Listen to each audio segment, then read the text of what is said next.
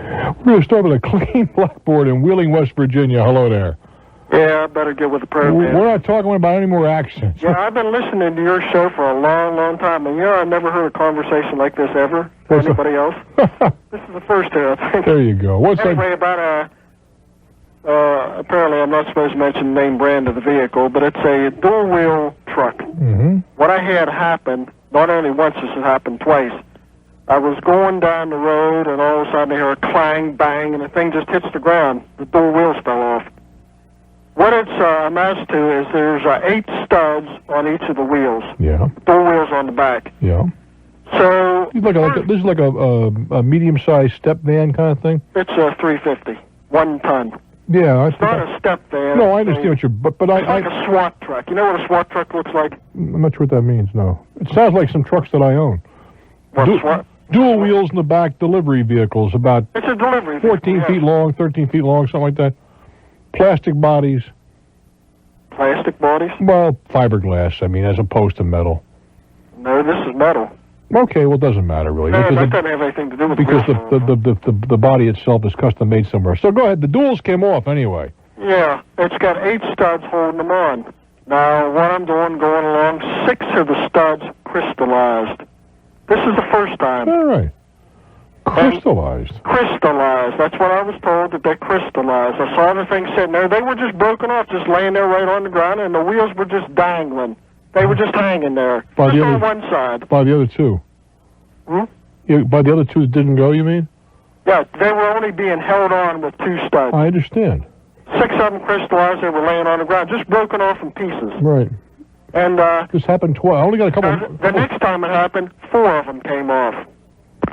So. Go ahead. Yeah, so what it's about, see, what I did, I've talked to different mechanics, different people like that, because they got the representative from this company. What I'm getting at is immediately, did you go out and try to buy studs from some other manufacturer in the gray market? Because I certainly would. A gray market? You know what the gray market is? No. It's people that manufacture parts other than the manufacturer. And if I thought their studs were seriously defective, I'd go in the gray market and go buy some others, the same dimensions, same specs, but made by a different manufacturer rather than their primary supplier. See, where we got these is from a name manufacturer. I don't know if I can name it or not. I don't know if you know if I did tell you. It doesn't matter. The original were these originals or were they replacement studs? Replacement studs. Oh, then the studs came from the first time it was original. Yeah. The first time when they broke off, the 8 of them broke off, or 6 of the 8 broke off, they were original. And then you went out and bought gray market studs, and they broke off too. The gray market, I don't know. These are name brand studs, I don't know. But not by the manufacturer. Not by the manufacturer. That's called gray market. Okay, not by the manufacturers. Yeah. Okay, they're gray market studs. Well, I'm going to break another rule. I don't keep people over 2 breaks. I'm going to do it for you. Because I'm a little perplexed. That's not unusual for me. I'm Bruce Williams. This is Talknet. Penny from me. I'm chatting to Lydia in Fort Worth with big-time problems. Brought down its essence, her husband's former wife is extremely vitriolic and making all manner of charges and counter-charges against her. What do you suppose motivates her in this? I think that she is unhappy because he's happy. I think that's it. She doesn't like me at all. Whenever I first entered the picture, I met with her and I said, what I want is peace between us. I'm sorry for any hurt that you have had through anything over the last 10 years with him, but I want to put your children and my husband's children, and I don't want to put them in the center of this and use it. I want to put them first in their best interest. It just kills both of us that she is... To me, she's brainwashing the children even.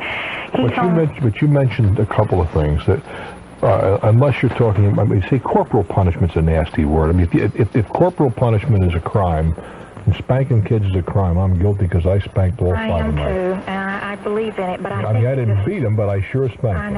I know it, and mine has needed it more often than she's gotten it. Indeed. But the fact of the matter is, it goes against my husband's grain because it's the very person doing it who keeps taking him back to court. Well, but that's not an issue either. That's true. The issue is, now, the alcohol thing is quite a separate issue. If, in fact, they are giving kids this age alcoholic beverages, that's wrong, and that's a crime. And they could be brought up on charges for that. Now, have you considered making a complaint to whatever they call it in Arkansas, the Division of child services or whatever it happens to be. Mm-hmm. Have you considered that? I have not considered it because I was afraid of repercussions. What kind of repercussions? I don't know. She has threatened me. She's physically, verbally. How has she threatened you? Whenever we would take the kids back, we would park across the street after visitation for the weekend. She would come out to the car and nearly crawl in the car shouting at me and calling me names and saying, "Look at your wife. She's wearing nice clothes and you can pay me more," and just harassing us. Do you have do you still have visitation rights? Yes, we do, but we've had to move out of the state. Well, that's what I was thinking. You're in Fort Worth. That's a heck of a haul to Arkansas. We need to move back, but I cannot stand the stress, and neither can my husband. He's flying in there, he's working, and he's coming back. Until we get something straightened out, and like I said, we're going broke paying for attorneys. I don't think that they are as much abusing the children physically as she is mentally, to be honest with you. Very difficult to prove mental abuse. That's true. So that's part of the reason I have not pursued this any further. But the main thing I want is peace and to be able to live in harmony where my husband needs to work and for us to be able to have $1 left over at the end of the month. Well, unfortunately, I don't know that that's going to happen for a while. 12 more years before the youngest reaches majority. That's a long time. There has got to be something that can be done. This is an injustice. Stick around. We'll talk for a moment. I'm Bruce Williams. Walk in her shoes. This is Talknet. Someone to count on, a friend you can turn to, someone to share with, because that's what friends do. Someone to listen, Talknet, someone who cares.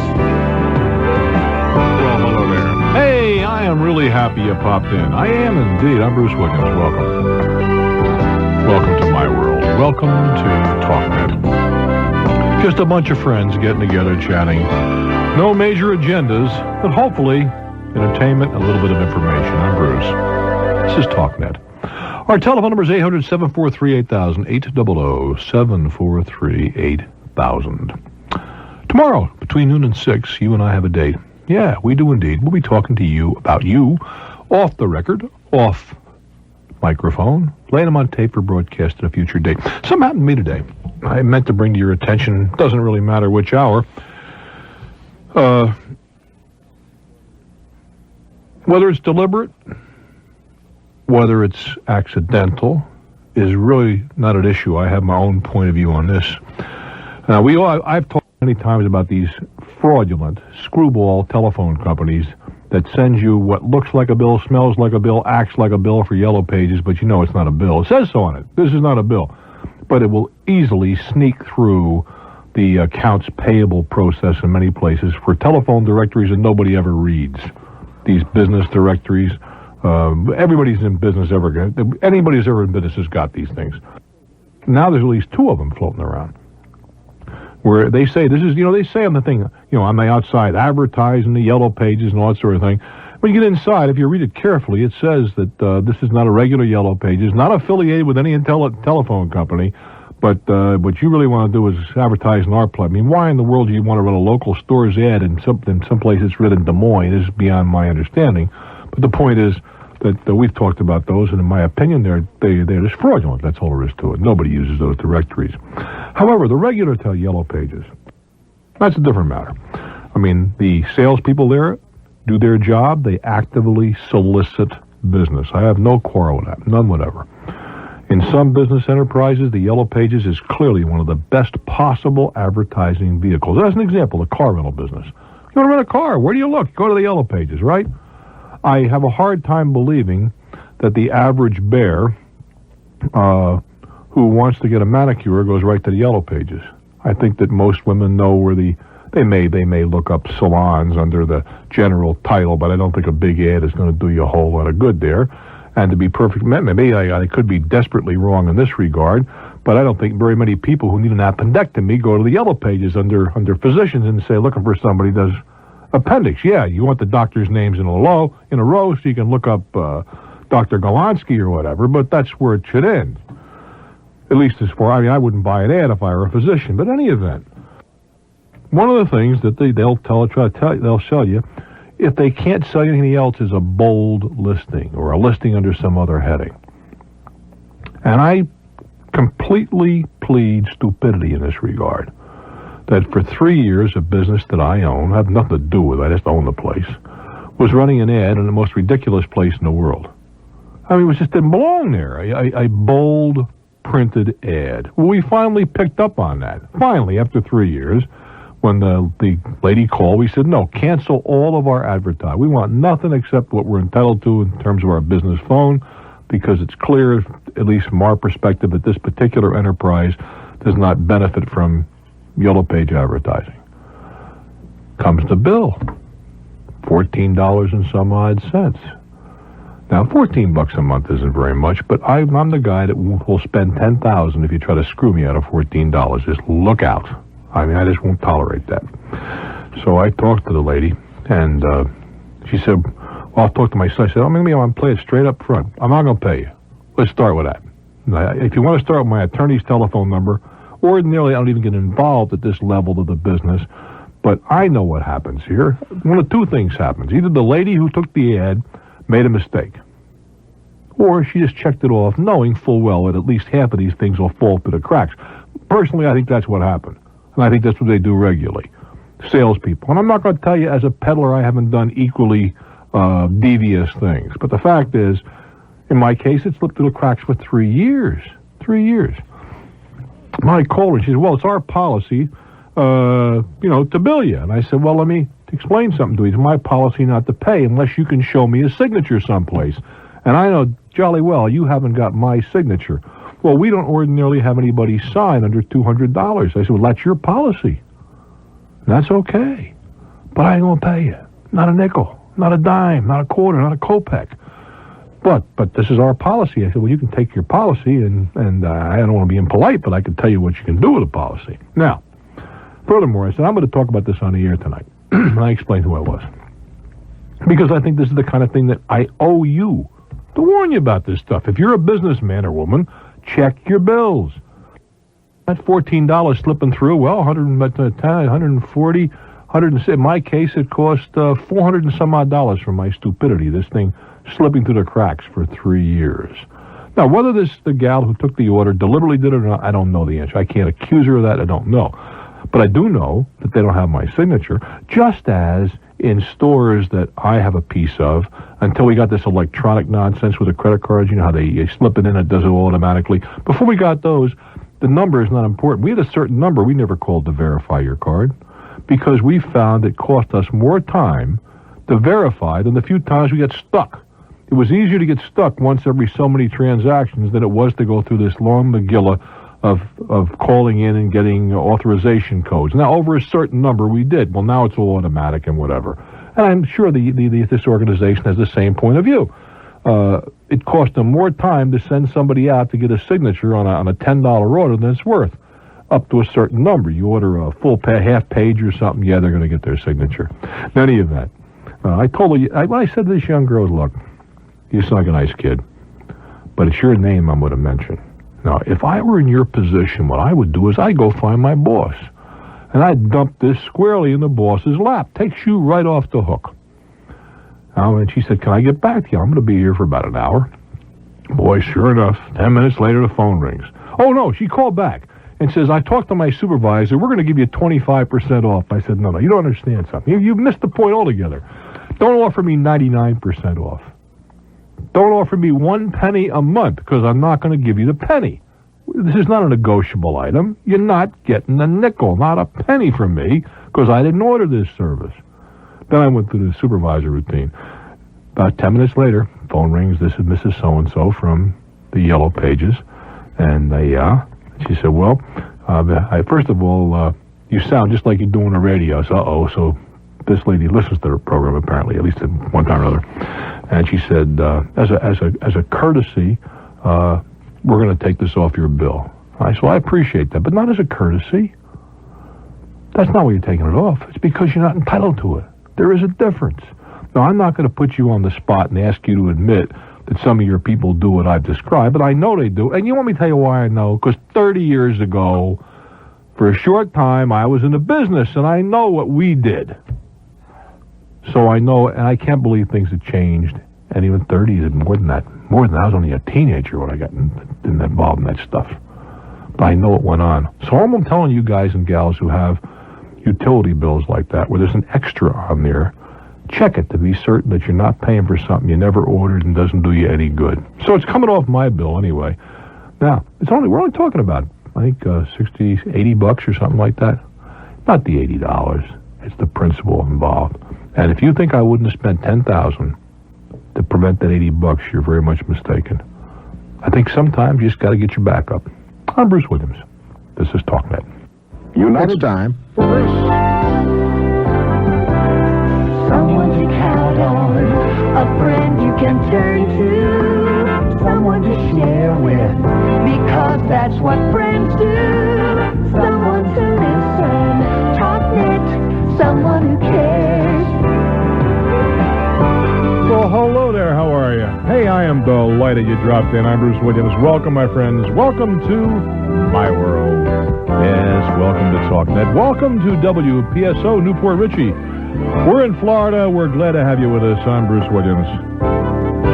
Welcome to Talknet. Yeah, it's warm and sunny. Mickey is here enjoying the weather, as am I can tell you, and I do hope one of these days we'll have you guys down to say hello. Our telephone number, if you'd like to join us right now, baby, is 800-743-8000, 800-743-8000. My thanks to all of you guys and gals that were gracious enough to join us during our taping interlude earlier today. And we'll be doing it again on Friday, along around 2:30 in the afternoon Eastern Time. You won't make a note of that one, huh? Okay, let's begin the festivities in Wilkes-Barre, Pennsylvania. Hello there. How are you today? I am just fine, thank you. How you doing? Good. I love your show. Well, thank you, love. It's great. Okay, I have a problem. What happened? Okay, well, we were building a second home, and How nice. Yeah. I'm talking with a lady of substance here. Yeah, we were planning on building a second home, and we were doing the kitchen at the time, and we ordered a countertop to match the walls because it would be some kind of acrylic, the same thing. And when we got it, we didn't install it immediately because we were working on selling our other home. And when we got to install it, it was the wrong color. You didn't notice this ahead of time? No. Because when we put the right light on it, it was the wrong color. And we bought this from a store, and they ordered it from a company, and it was supposed to be the color. It's supposed to match the walls exactly, and it was a whole shade different. And so nowhere did it say you can't return it. You only have 30 days, and we tried to return it after 36 days, and they said that we only have 30 days to return it, and now we're stuck here with a countertop that doesn't match the house. Well, how did it get past you for so long? Well, we were working on selling the other house, and we didn't have the money to have people install it. But I mean, but you said that, if I'm not mistaken, the color was wrong? Yes, it was Well, how did the color get past? Was it packed up some way so you couldn't see it, or? Well, yeah, and the light wasn't like all the other light, and it didn't match the wall exactly. Because it was supposed to be the exact same color of the wall. And how far out is it? What? How far off is it? Yeah, is it real noticeable, or do you have to have a jeweler's loop out there to figure it out? I mean, where are we on a scale here? Is what I'm trying to get to. It's an orange color. I mean, I guess women are more in tune with this than men. And guys say, what the heck? No, even my husband. No, it's even your husband. Yeah, it's very, very, very noticeable, and it just offsets. I mean, it just makes the kitchen look terrible. And they're saying now that you waited too long. Is that it? It was 6 days after the 30 days were up, and nowhere in the store or on my receipt does it say you only have 30 days to return it if there's any damage or. How did you pay for this? I'm not sure. I think we paid for it by personal check. Well, what you paid for it then? Yeah. As contrast to having it charged someplace. Yeah. Well, I'm not so certain. Technically, it sounds to me like they are correct. They are? Well, but you're telling me that there's no place. There is no place anywhere. Well, what would you say would be a reasonable period of time to find an error? If I'm going to be the arbitrator of this thing, is it 32 days, 40 days, 50 days, 2,000 days? When? I don't know. I don't know either. That's why I'm 90 asking days? the question. 90 days? Just, I don't know, 90 days, I would say. Why 90 days? It's time, because I'm sure a lot of people wouldn't be installing something as quick unless, like, I don't know. I really don't know. Do you see where I'm coming from? Yeah, I know where you're coming from If exactly. you're gonna go into an arbitrator of some kind, you got to have some substance to your argument. Yeah. I mean, you see, the guy. It isn't reasonable to think a vendor is on the hook forever. Yeah. And I don't know what a reasonable period of time is. Yeah. I think that the most strength to your argument is that there is no limitation brought to your attention. Right. Nobody ever said to you, well, you've only got this much time, because if that were the case, it's conceivable, and you might have been a little more... and install it. Right, well, you might have examined it at least a little more carefully. How much did you pay for this countertop? The countertop was $2,000. Wow. It was expensive. Well, of course, the color is only a portion of that. Right. Now, what is it, Formica or some similar Yeah, substance? it's a Formica.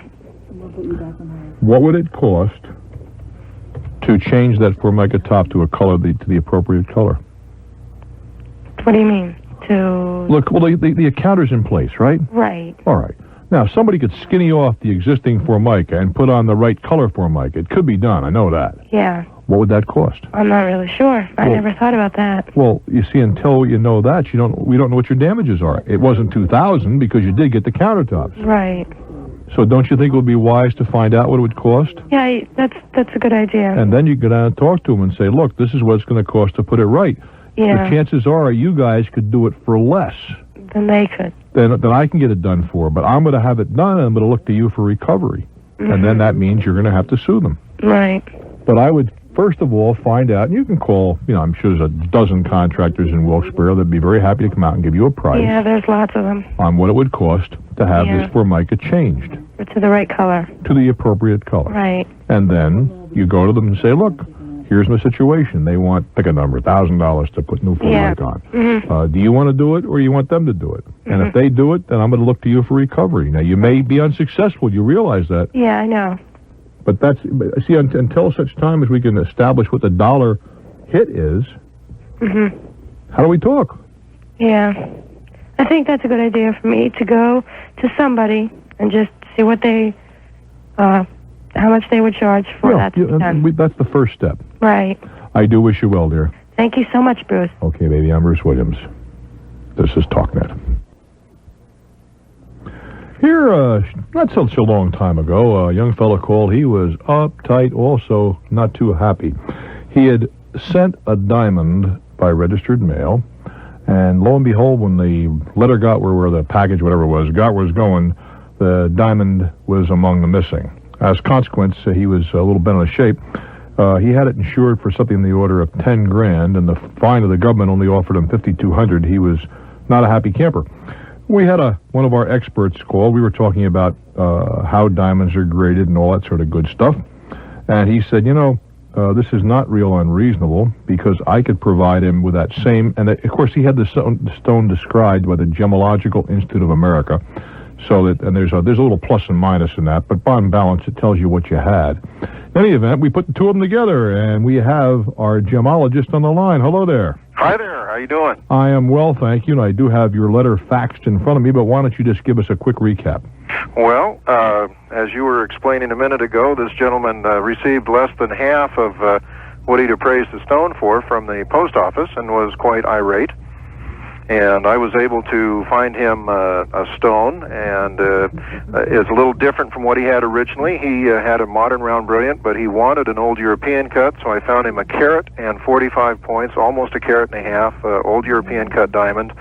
And he's got $1,020 of his original check left after paying me all of the expenses for his diamond. Well, I'd say he should be a happy camper now. Well, he is very happy, and we're looking for a mounting for it, and I still think the post office done him wrong, as the song would say. Because, why do you say that? Well, if he hadn't found someone like myself, who is a diamond broker, he would not have been able to buy the stone at a retail store for what they gave him. And I think when he insured it for retail, and most people are going to have to expect to deal with the retail jeweler, he should have been able to go out and replace that stone at retail. Had I not just happened to have been listening to you the night that he called, which I hear you about once or twice a month. Oh, my goodness. Well, hold on. I'm not even talking to you anymore. Once or twice. Guys like you around, how am I going to make any money? Well, that's why I don't listen to you very often. I'm busy working, trying to make a living. Once or twice a month. My goodness gracious. Anyhow. But I was fortunate enough to hear you that evening, and was able to call in because you gave your direct number if someone could help him, and I've really enjoyed working with him, and I wanted to thank you for the chance to continue to feed my family by helping him in his hour of need, and that's, of course, how I make a living, is selling diamonds. Well, listen, it was a yes all the way around then. Everybody won. I really appreciate it. Thank you so very much for sharing, and if I'm in the mood for a diamond, maybe we can talk. We go now to I'm in Boise to Lincoln, Nebraska. Hello there. Hi. Hey, baby, how are you? Oh, I'm pretty good. How are you? I am cooking right along. What's on your mind? Well, first I wanted to tell you that my friend and I listen to you an awful lot. Just love you. Anyway, what I'm having some problems with is when I was a minor, I had earned quite a bit of money and had my mother put her name, and also my father, on some of the accounts into CDs and savings accounts. Mm-hmm. Since that time... How long ago was that time? Oh, anywhere from... Oh, goodness. We're looking 16 years ago. Oh, my God. Yeah, but I was trying to put this in perspective. You're in your 30s now, and this happened when you were before you were 18? Actually, I'm in my mid-20s, and this started when I was about 10. Oh, my goodness. Yeah, and so I saved up, quite a sizable amount of money. How much? Oh, we're looking about $30,000. Put me down. You're kidding me. No. When you were, what were you doing? You were 10 years old to the time you were 18, you saved 30 G's? Yeah. Well, not quite all of that. Some of it was a gift. How much was the gift? Oh, I don't know, probably, not quite half. But I mean... That's still a lot of bread. Yeah. Well, it had to do with some farm income and that kind of thing, which, if you put it away and, stock it away for a long time, it'll add up fast. So I never touched the money. Mm-hmm. It's supposed to pay for college, which some of it did. But the problem we're running into now is my mother still has her name on basically all my accounts, still is in possession of the CDs and the certificates, as well as some bonds, U.S. bonds that I have that are strictly in my name, and all these things are in a safety deposit box to which I can't get to. How come? And one of the other problems... Whoa, stop. How come? She refuses to turn it over. Why? I don't know. Well, yes, you do.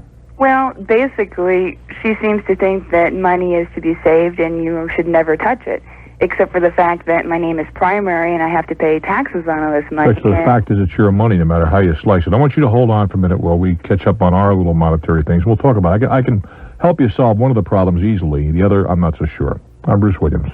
This is Talknet. We're off to the middle of America, Peoria, Illinois. Hello there. Hello, Bruce.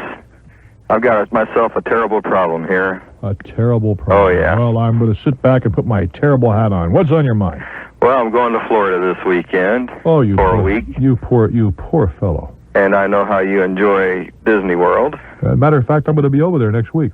Oh, good. Maybe I'll see you. I may do my show from there Monday evening. Oh, really? Of next week. If I do it from over there, I'll be at the MGM studios. Okay. On Monday evening. It's kind of up in the air just now, but there's a very distinct possibility I'll be on the property at MGM Monday evening. The studios are open to the public. You can look through the windows and all that kind of stuff. That's great. I'll be there. All right. I need for you to tell me a good place to eat, either at Disney World or... I don't know if you can plug any place around there. There's a ton of places. How long are you going to be around? I'm going to be around there all week long, so... Well, where are you staying? We're staying at a condo. I'm not sure the name of it. You're not staying on property, then? No. Well, on property, let's start with that first, okay? There are a number of restaurants at Epcot that you might enjoy. Certainly the French restaurant is, in my opinion, one of the better ones over there at Epcot Center. I don't personally care for Mexican cuisine, but I am told by those people who do that it is very, very good. Okay. United Technologies has an exhibit over there where they have a seafood restaurant where you can sit there and watch the brothers of the guys you're eating swim past. They could have a family reunion on your platter there. I think you might enjoy that. The Yacht Club has an excellent restaurant on property. The Grand Floridian has an excellent restaurant on property. I would be glad to give you the name of the hotel, but I'm sure a little research will turn it up for you right off of the Disney property. I think it's a Hyatt, a Grand Hyatt. Okay. There is a French restaurant there, which in my opinion is outstanding. I've eaten there once or twice, and I'm pretty certain that's what it's a French. I think it's the Grand Hyatt. There is also, not connected with the chain. There's a chain called the Outback. Yeah, but right. not connected with a chain. And one of the hotels, and I'm not sure if that's on or off property, but there's an Outback restaurant which I found to be quite good. Okay, how about off property? I think that's off, and then the restaurant that I mentioned to you is off property.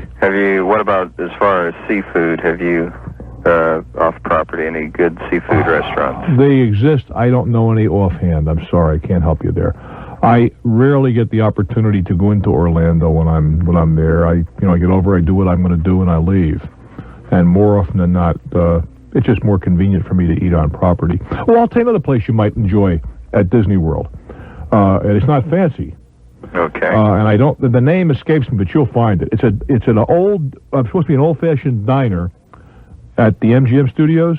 Mm-hmm. Now, what they have in there is 1950 television loops. They're new television sets, but they're supposed to look like 1950 sets. Right. With all 1950 television shows playing on them.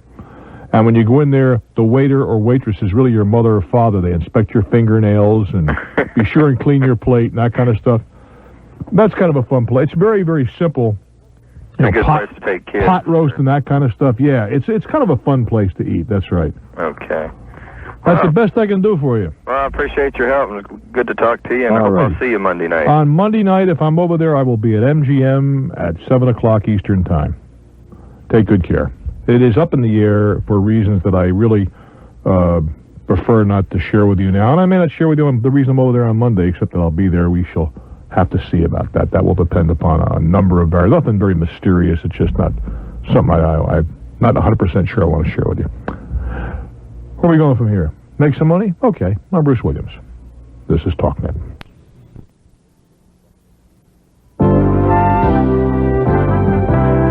Someone to count on, a friend you can turn to, someone to share with, because that's what friends do. Someone to listen, Talknet, someone who cares. Well, son of a gun, we are indeed. Hello there, I'm Bruce Williams. Welcome, my friends. Welcome to Talknet. We talk to you, with you and about you. We talk about your life, the things that make you special, all of the things that make you that unique, one-of-a-kind person that you are. Glad you're here. I'm Bruce. Welcome to Talknet. Our telephone number, 800-743-8000, 800-743-8000. Get you here from anywhere in North America. It will indeed. And I suspect that Buffalo meets that criteria. Hello there. Hello. I'm coming up to Buffalo, in May, I believe. Oh, yeah, it's a nice town. Oh, well, I've had fun there before, and a reason to believe I won't this time. What's on your mind, dear? Well, we're looking to buy a new house, and we found one that we really like. Okay, that's a good start. Okay. The only problem is that in back of the house, there's a field, and above that field, there's a lot of power lines. When you say power lines, do you mean the high-tension lines that carry huge amounts of electricity? Right. And I was wondering, I think I heard something about those having ill health effects, and I was wondering if you knew anything about it. Well, I think to some degree the jury is still out. Now, there are very, very mixed opinions on that subject. There are those who clearly have a good deal of knowledge and education that contend that power lines such as you've described over a long period of time in close proximity to people can have some very bad effects on your body. There are others that will also have excellent academic credentials and are well schooled and have done research that say this is not true. I don't know the answer to that. I don't know that anybody can. I could send you to a library, and I think you should go. And I think with a little diligence, you can find papers that will support both positions. That it is harmful, that it is not harmful. I have every belief that if you were to go to one of the major power utility companies, they would be able to provide you with all sorts of data that would prove the position that it is not harmful. I am equally certain that if you were to do the research that I described, that you will find papers by people whose credentials are certainly impressive that will tell you that it is harmful. So do you think that if there's any doubt at all, we should just snap by it? Or now you're asking me to make a decision for your health and whatever that I'm not prepared to make. Okay. But I would suggest, how old are you? 31. Okay. Did you go to school? Go to college? Yes, I did. Okay, well, you did research in school, and it's only a few years ago, right? Well, a few. Well, come on now. We're talking about less than a decade ago, right? Yeah. Well, and you still remember your way around the library, don't you? Right. What would you look it up under, do you think? I would go to the reference librarian and tell them that what I'm looking for. All right. I'm very big for reference librarians. Okay. You could also contact the major utility company in your area, and I'm sure they will provide you with some information clearly supporting what their position undoubtedly is, that there's no harm here. All right. I'll have to look into it more, I guess. Yeah, I suggest that you do the homework, okay? All right. Thank you. Good luck, honey. I'm Bruce Williams. This is Talknet.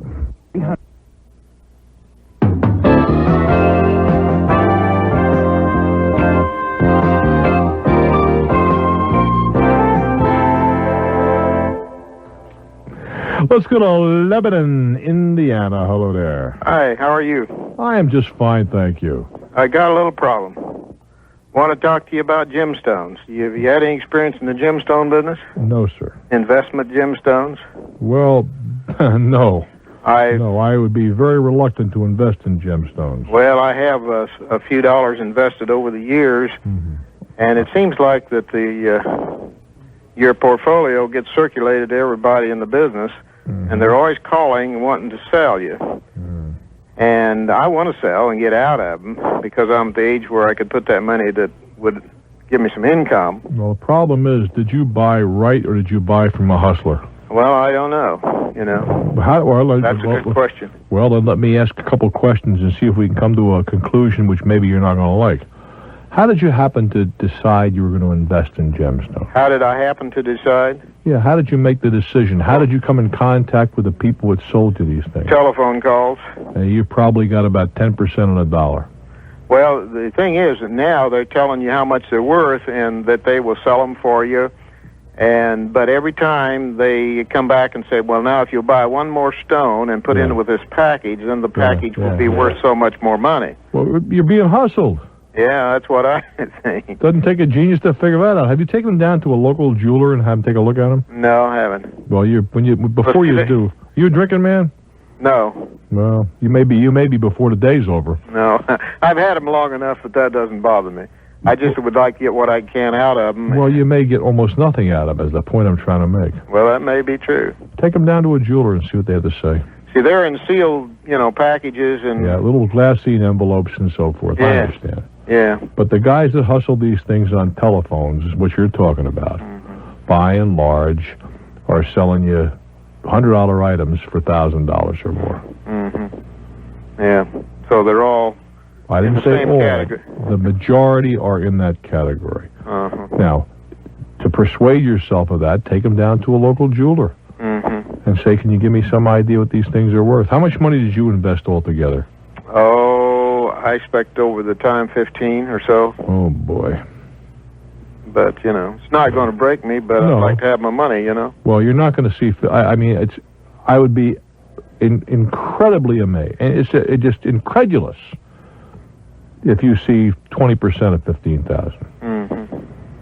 You may be right. I hope I'm wrong. And you hope I'm wrong. I hope you're wrong. But take them down. But I just wondered if anybody knew if any of these guys were legitimate. Well, and how do you find out if they're legitimate? Well, let's start with this. People who solicit you on the telephone for investments, cold, unless they're with a major investment broker, major house. Yeah. Just a customer's man looking for somebody to execute commissions for. Right. You can start with a premise that they're 90% crooked. Mm-hmm. Yeah, I think you're right. It's boiler house operation. Mm-hmm. Take them down to a jeweler and have them take a look. Mm-hmm. Tell you what you do. I'd like you to do something for me. Okay. Just maybe you can save somebody else some money, okay? That's one of my concerns, too. I want you to hold on, and Sheila's going to take your telephone number, and we'll give you a couple of days. We'll give you the weekend. How's that? And on Monday, we'll call you back from Disney World, and you can report back what the local jeweler or two told you this stuff was worth, all right? Okay. Okay, I'll try to do that. You can do that over a weekend. Okay. All right, Sheila, I'd like you to pick up this gentleman in Lebanon, and we're going to give him a call back on Monday evening. Fair enough? Just have somebody notify Sheila in my earmuffs, tell me that's what's going to go on. Okay, sweetheart, I appreciate that. Let's take a little time out here. I'm Bruce Williams. This is Talknet. Mason, Michigan. What a euphonious name. Hello there. Hello, Bruce. How are we doing, well? guy? I've got a problem with a vehicle I rented. Yeah. I had a little accident with my truck and took it in. So you needed a rental truck, huh? A rental vehicle. What did you rent? I rented a little Celebrity, Chevrolet Celebrity. That's a car, right? Right. Okay. Okay, there's no problem with the car, but when I went in, they took my credit card and ran it through the machine. And I guess they keep that document on file until you return the vehicle. Well, not only that, but they debit so much money out of your account right away, your credit line. Okay. Well, at any rate, when I returned the vehicle, it was supposed to be paid for by my insurance company, and they told me they would no. bill the insurance company for it. They told you they'd do that? They told me they would directly bill my insurance company. That's very unusual, but there's some companies that will. Go ahead. Okay, so I returned the vehicle. They told me that, and I said, okay, fine. And a little while later, I started getting some bills from the rental agency, which didn't really surprise me a whole lot. But I called them up, and because I didn't think, like you say, it was unusual that they would bill the insurance company. When I went in, I wanted that credit card slip back, or else just debit the credit card. I didn't care either one. But I was not going to pay them and also let them have that credit card slip. Well, clearly not. I mean, why would you pay them? Why don't you just put it in the credit card? Well, they're telling me they can't find the credit card slip. Well, that's possible. I guess that's my only hang-up right now. They can't find that, and I'm a little skeptical of paying them and also letting them retain that slip. Why? Just do it by credit card again. Oh, okay. And then it'd be... What a stroke of genius, huh? Yeah. I was just going to walk in and pay them cash. I never thought about it. No, just put it back on a credit card. Give them another imprint. So if they Clearly, if there's a duplication there, it won't take a rocket scientist to figure out that, my goodness, $247.33 twice. Must be a duplicate bill. Oh, problem solved. Son of a gun. Yeah. Well, thank you very much. Have a good weekend, kid. Thanks. Bye. Hey, if you guys are wandering around Disney World this next Monday, we're going to have a good time. Tommy Kennington and I will be doing my program from Disney World. Yeah, kind of a precursor to our Parisian expedition 2 weeks hence. So if you're over in the MGM area, do drop by and say hello between 7 and 10 Eastern Time. We'll be over there behind the glass having a good time, muddling through. You realize Tom is now an executive type, and he's going to have to do this funky labor, the kind of stuff the rest of us do. Back to his roots. Let's go to Kansas City, see what's happening. Hello. Hello, Bruce. Hi. You do a great service to people, and we appreciate it. Well, thank you, sir. My problem is my neighbor has about an 80-foot tall cottonwood tree, and the terrain is such that about at the property line, his ground falls like 3 feet down lower, and the roots are coming across my yard and under my house and breaking up my floor. You're kidding. No, I'm not. You gotta cut the roots. Well, I'm wondering what would be my procedure. Cut the roots. Now, how big? In other words, I'm wondering if I can cut his roots on my property. Yes, you can. Well, you got to do it so you don't hurt the tree. Well, I mean, these are giant roots. In that case, it's not going to hurt the tree. Just cut them. Because what I'm thinking about is just running a trench parallel to the property line. Get a ditch witch. Just have a ditch witch go down there and chop right through it. And kill those roots, take a couple sections, or a couple feet out each. I'll do it. And but you don't think I'd have any liabilities? You cannot hurt the tree, but no, if you injure the tree, the answer is yes. Well, but I don't think in a tree of this size that kind of injury to the root system is going to mean anything. Now, if you said, look, I'm going to take the ditch witch, I'm going to dig myself a 2.5-inch trench and fill it with salt, that's a different matter, because now you're trying to kill a tree. I see. Can't do that. Well, they should be removed, but he's not going to. That's a whole different matter. Now, trimming the branches, of course, are over my house now, You have a right to trim them as well. And I can trim those. Yes, sir. Okay, then. They're in your airspace. I appreciate your help. Okay, kid. Thank you. Unfortunately, trees, bushes, shrubs, they don't know much about plat lines and surveyor's lines. They just sort of grow and enjoy.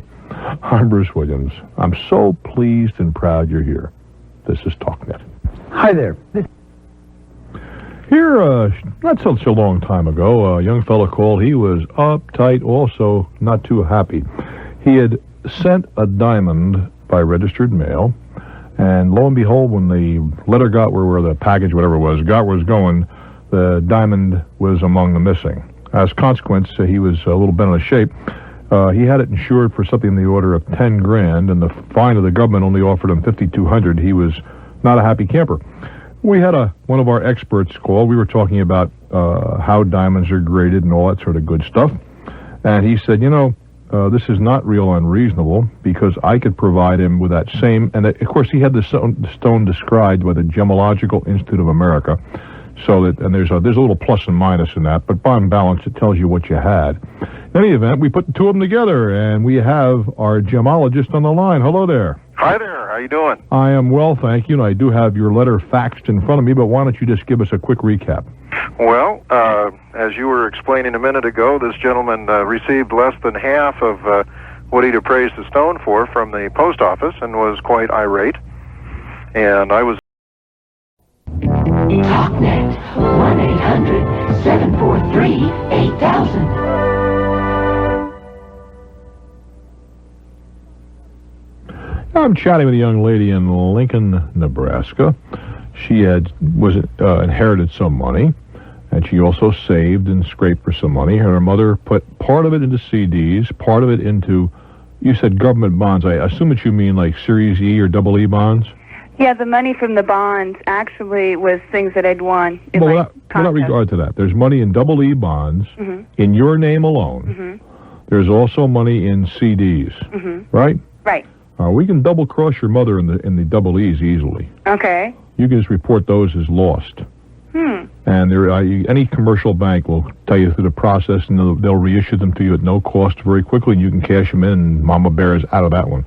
Okay. She's out of the loop. Okay. How much money do you have tied up in the CD in those bonds? Oh, I'd say probably over $500.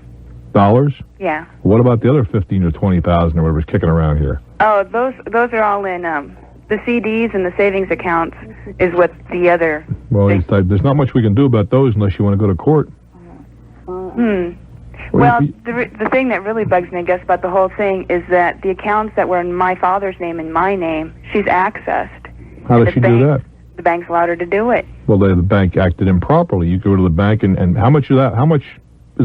See, it depends on how much of a stink you want to make for your mother. Are you and your mother talking to one another? Yeah, but it's almost to the point where I'd rather say, but she's done this to my two older brothers also.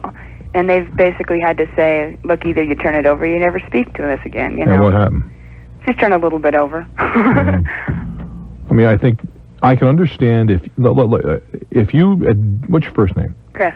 Chris, if you demonstrated that you were a very irresponsible woman, that you were blowing nose candy and all that kind of stuff, I'd do anything I could. No, I'm serious. I would do anything I could as a parent to keep the stuff away from you. Apparently, that is not the case. No. Apparently, your mother just has a real blind spot about turning you loose and turning what is yours loose. Yeah. Now, given that, I think you're going to have to sit down with her and say, look, I don't want to be difficult, and I love you because you're my mother. But my next stop is the courthouse to get my money turned over to me. Now, furthermore, you removed money from the account that was in Dad's and my name, and that's a crime.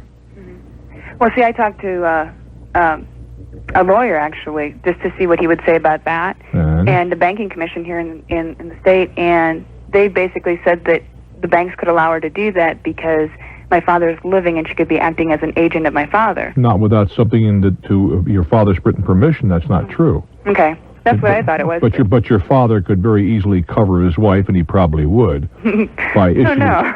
Well, how much money is kicking around in these accounts? All together, Chris. All together? Right now. Oh, gosh. See, I'm not even for sure because... I want to get a few seconds, Chris. Give me a guesstimate. I'd probably say 35,000? Yes. Well, Chris, I'd sit down with my mother and say, look, I love you, but unless and until in the next few days you turn this money over in its entirety, our relationship will probably be over and we'll be in court. I do wish you well, kid. I'm Bruce Williams. This is Talknet.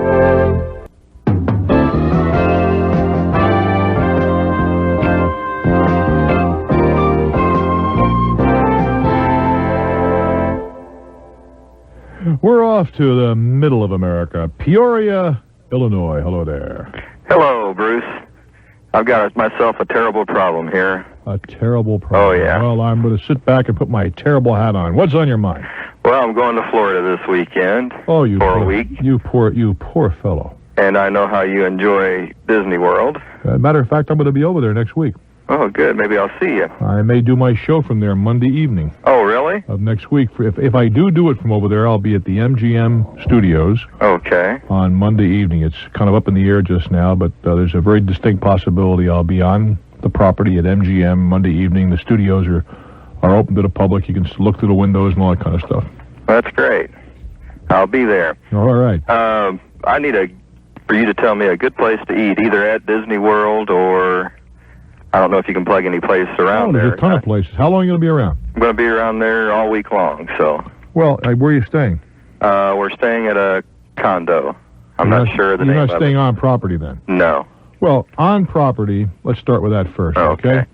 There are a number of restaurants at Epcot that you might enjoy. Certainly the French restaurant is, in my opinion, one of the better ones over there at Epcot Center. I don't personally care for Mexican cuisine, but I am told by those people who do that it is very, very good. Okay.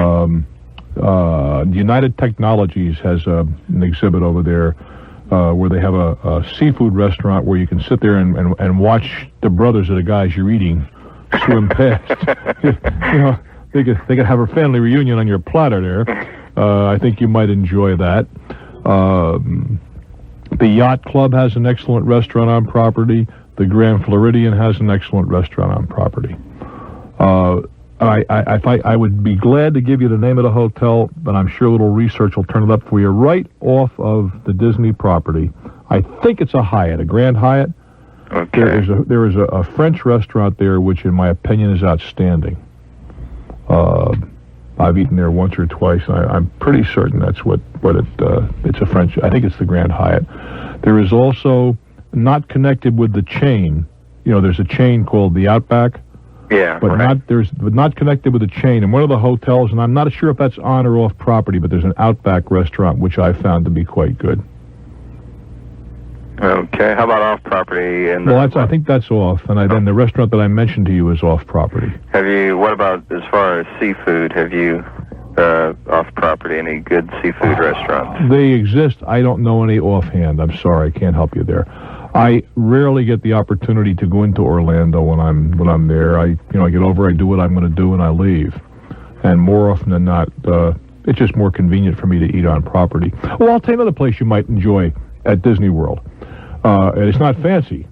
Okay. And the name escapes me, but you'll find it. It's an old, supposed to be an old-fashioned diner at the MGM Studios.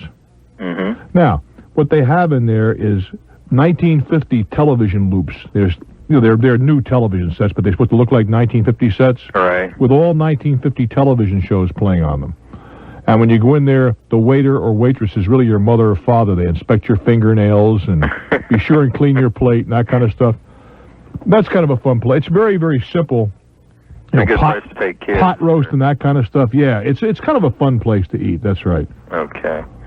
That's the best I can do for you. Well, I appreciate your help. It's good to talk to you, and I hope I'll see you Monday night. On Monday night, if I'm over there, I will be at MGM at 7 o'clock Eastern Time.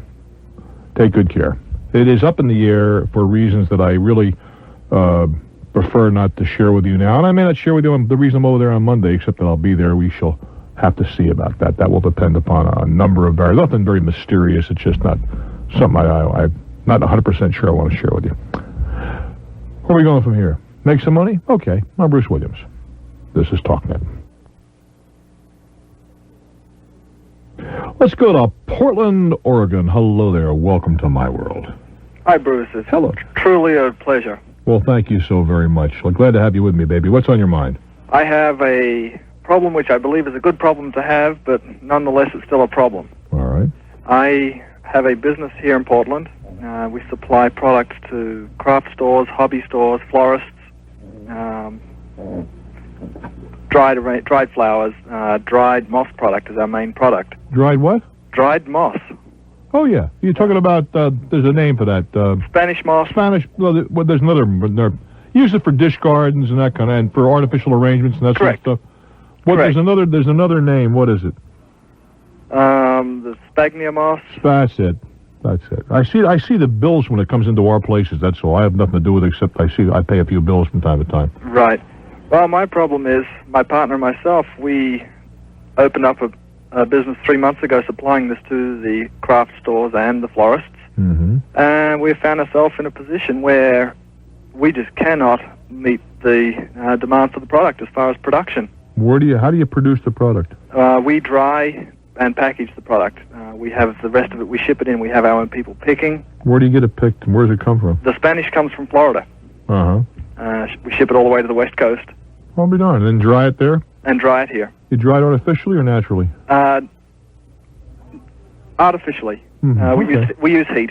Uh-huh. Commercial dryers, which we have had converted. Mm-hmm. I understand. Yeah, they used to use the same kind of dryers to dry manure.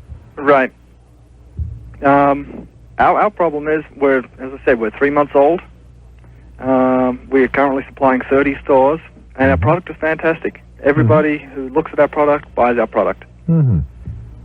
But we have another 120 stores who have heard of us through the grapevine now, through the industry. It's a very tight-knit industry, and everybody wants us to supply them, and we just can't produce enough. Well, that's a nice position to be in. Yeah. And if I were you, I would grow slowly.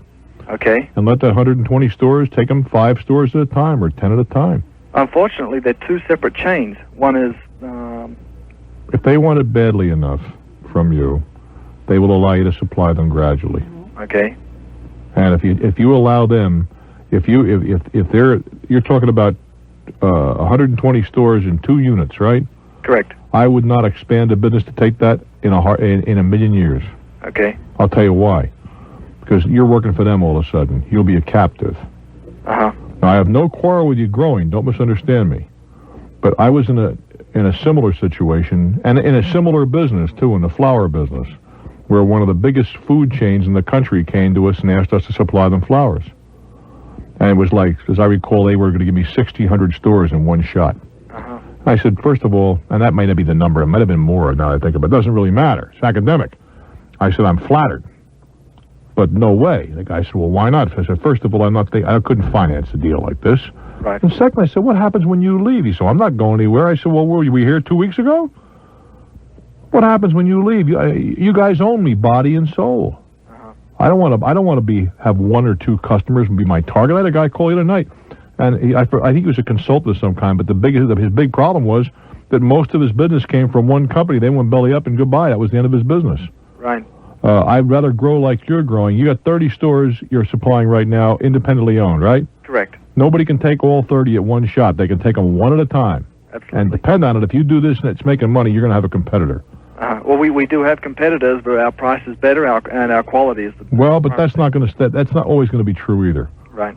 Some guy will come along just as good as you are, and be able to produce it just as good a price. My point being, I think you're doing real well. I'm not knocking that. You understand that. Sure. What I'm saying is, don't get suckered in to doubling or tripling your business on the strength of 1 or 2 customers, because they can hold you hostage and will.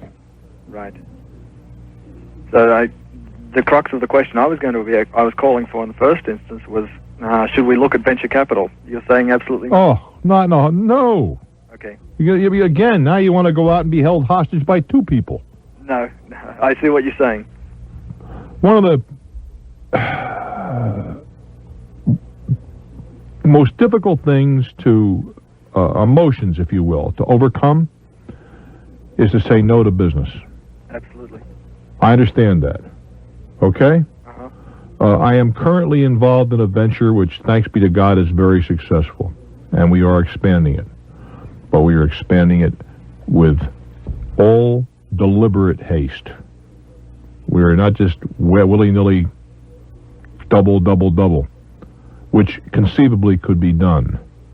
But that's killed more good businesses than almost anything else except undercapitalization.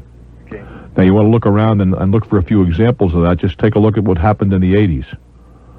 When companies started buying, with leveraged buyouts, with management would borrow the money to buy their own companies and so forth. Right. Look what happened to most of them. They're not there. That's right. They're exactly right. They are now history. Have the discipline to move more slowly. I wish you well, guy. Norfolk, Mass. Hello. Hi, Bruce. Hello, sweetheart. I'm planning a trip to Alaska in the fall. Aren't you lucky? How late in the fall? We'll be leaving in the first week in September, and we'll be coming back like the third week. Okay, that's right at the end of the season. Right. It'll be about 15 days. Okay, it's a little drafty that time of the year. You realize that? Yes. You'll be seeing your breath and stuff. Yeah, I know. You'll also see the northern lights, which are magnificent. Oh, really? Yeah. Actually, what I wanted to ask you, we've been planning to do like the Inside Passage and to see Glacier Bay, and then we were going to fly up to Anchorage and see Denali. But it seems like a lot of... Wait a minute, how are you getting to Glacier? You're taking a cruise? No, what we're looking to do is use the Alaska Ferry Liner system. Yeah. We're having problems with that, too, because a lot of the trips are overnight. It's not what I would do. No? Is this your first trip to Alaska? Yes. And I know you've been a few times. Well, I've been several times, and I'm going back up, I think, this summer again. Are you really? Yes, ma'am. Oh, great. Alaska is one of my favorite places. In the summertime. Let me qualify that. You can have Fairbanks in January. They're lovely people, probably among the most gracious in the world. But it's too damn cold there for me in the summer. In the wintertime, thank you very much. I like it right here in Florida. But in the summertime is another matter. If I were taking my first trip to Alaska, or I was sending someone on their first trip to Alaska, I would fly to Anchorage. Okay. I would rent an automobile. And I would do it in one. It doesn't matter which direction you want to go in. I would go up to Valdez. And then I would triangulate over to Fairbanks. And then drive back to Anchorage. Okay. Is it Glacier Bay, I think it is? Yes, it's down by the Inside Passage. Yeah, I think that's grossly overrated. Really? Yeah, I have been there. Okay. In my opinion, and I always get this mixed up, but I've got to figure out a mnemonic to remember it. In Valdez, is it Prince Edward or Prince William Sound? I've forgotten it. One of the two. Oh, I think it's Prince William. Prince William. Doesn't matter. You know what I'm talking about. Yeah. You can take a day trip out of Valdez. If you get lucky, you'll see some glaciers calve, which means just the ice falls off. An otter or two will come up and smile at you. After you've seen one seal, they're all cousins. They all look alike. And, one's enough, 2, 3, 4, whatever. Yeah. You can have they have a deal where you can, in the middle of your boat trip, they stop at a little island that they own, and they serve you luncheon. And now you're talking about September, you're going to be wearing your Snuggies because it's cold out there. Right. And there's ice floating around and all that sort of good stuff. You can walk out on you can literally walk out on the glaciers. You can drive when you're in Anchorage, you can drive south, and I've forgotten the name of the park down there. Then, frankly, it's okay. It's run by the Park Service. I could have missed that. But you also can see the Doll sheep. By all means, take a good pair of glasses with you, binoculars with you. Oh, okay. You can see the Doll sheep up on top of the mountain. I was very, very lucky. 3 of them came down, which I'm told is almost unheard of. Oh. Saw them at the roadside, but I talked to people who were there for years who hadn't seen that. Uh-huh. You can see the beluga whales swimming up, depending on the time of the year. Right. I'm sure you're going to want to see some salmon spawn, and that, which is not necessarily anything that's real great to see, to tell you the truth. See a bunch of half-dead salmon. I mean, somehow or other, that's just not a biggie for me. No. You get to Fairbanks. You ask for Big John at Gold Dredge number 8. Your kids will love it. Oh. And I'm not going to go through an explanation of what the Gold Dredge is. So just trust me on this one, you'll enjoy it. And right above that, there's a young fellow whose name escapes me, and I do apologize. He was severely wounded in Vietnam. He and his daughters and wife have opened a gold mine, and they saved the best part of the gold mine for tourists. You get up there, and almost guaranteed you will, when you pan, they teach you to pan for gold, you'll get some real gold. And then they sell you a little locket you can put it in, which is an awful lot of fun. There is just, and that, now, and also, if you wish, if you're in the time you've got, you can take a bus trip out of Fairbanks that will take you north of the Arctic Circle. And your kids will be able to say they've been north of the Arctic Circle, and there are very few youngsters will be able to tell their classmates that. Now, that's if I were planning a trip the first time, that's the way I would go. I mean, I think Juneau is all very well, but what's to see over there? I don't know. Nothing. In the inside passages and all that, right? What can I tell you? I was the leader on a cruise up there on one of the big cruise ships, and I was bored to death. Oh, you were? Yes, ma'am. See, that's why we thought if we did the ferry liner system, we'd be able to... Well, that's just a personal opinion. Yeah. Oh, yes, and there's also, in Fairbanks, the Riverboat Discovery. You want to take that. It's about a 3-hour riverboat trip that's narrated.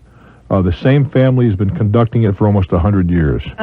And it is well worth going on. Trust me on that one, too. Okay. It is about 90% people that are on tours, but you can go over and buy a ticket, get on just like everybody else. Right. On the downside of that, they sell hot dogs made out of salmon. Oh. In my opinion, avoid them at all costs. Yeah. Ugh, they're awful. But people buy them and they think they're wonderful, so I suppose you ought to eat one once. It's like, like escargot or whatever. You got to try it once. Yeah. But that didn't do it for me, let me tell you. Salmon hot dogs are never going to take place of the regular hot dog, not where I'm living anyway. No, true. But so you would avoid the inside passage? Well, I think the first trip that you would take, I think you would see more on the itinerary that I just outlined for you.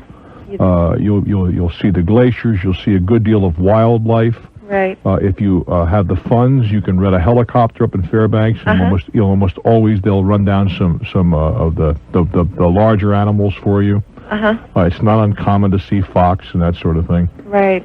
Now, if I were doing it, would you recommend a tour, or would you recommend doing it independently? No, I'd do it the way I described. I'd rent a car in Anchorage. All ourselves. Or the only reason I say Anchorage rather than Valdez or Fairbanks, as long as you're going to drive, why pay the extra airfare and start out in Fairbanks to Fairbanks? That's true. It's just cheaper to fly to Anchorage and make the circle from there. You're going to save money. You could do the same thing from either Valdez or from Fairbanks, but you'd pay more to get to those places by air. What's the purpose? Right. Okay. And I think you'll find, as I said, I know you'll find very, very gracious people. There are some local restaurants which are excellent, but more important, you have a lot of fun. You really will.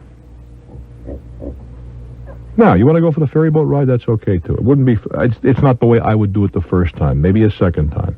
And if somebody wants to take exception to that, well, we're almost out of time, but if somebody wants to give me a call and tell me I'm all wet, 212-245-6040 is our number, 212-245-6040. Yeah, I'm still raving about Alaska. I'm Bruce Williams. This is Talknet.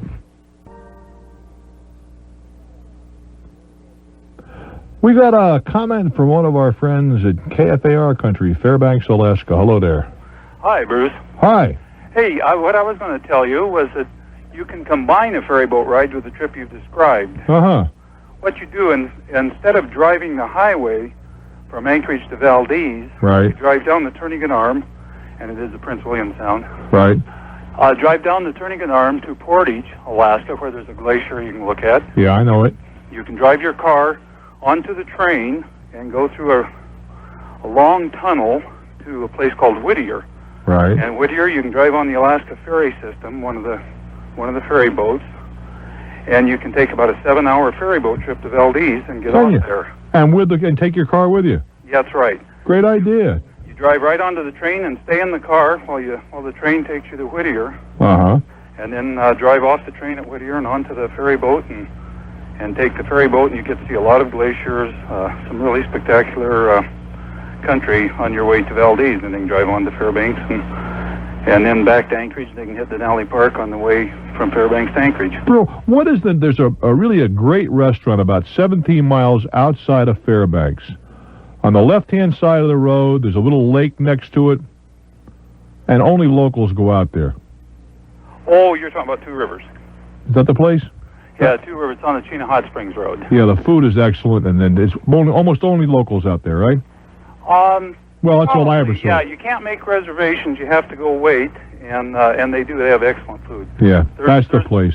Yeah, there's several really good places to eat in Fairbanks. Fairbanks is a super town. Right. Hey, thank you so very much. I hope my friend was listening a moment ago, and what a great idea. I was not aware of that part of the that you could do that, and I think it's a great suggestion. Winchester, Virginia, what's on your mind?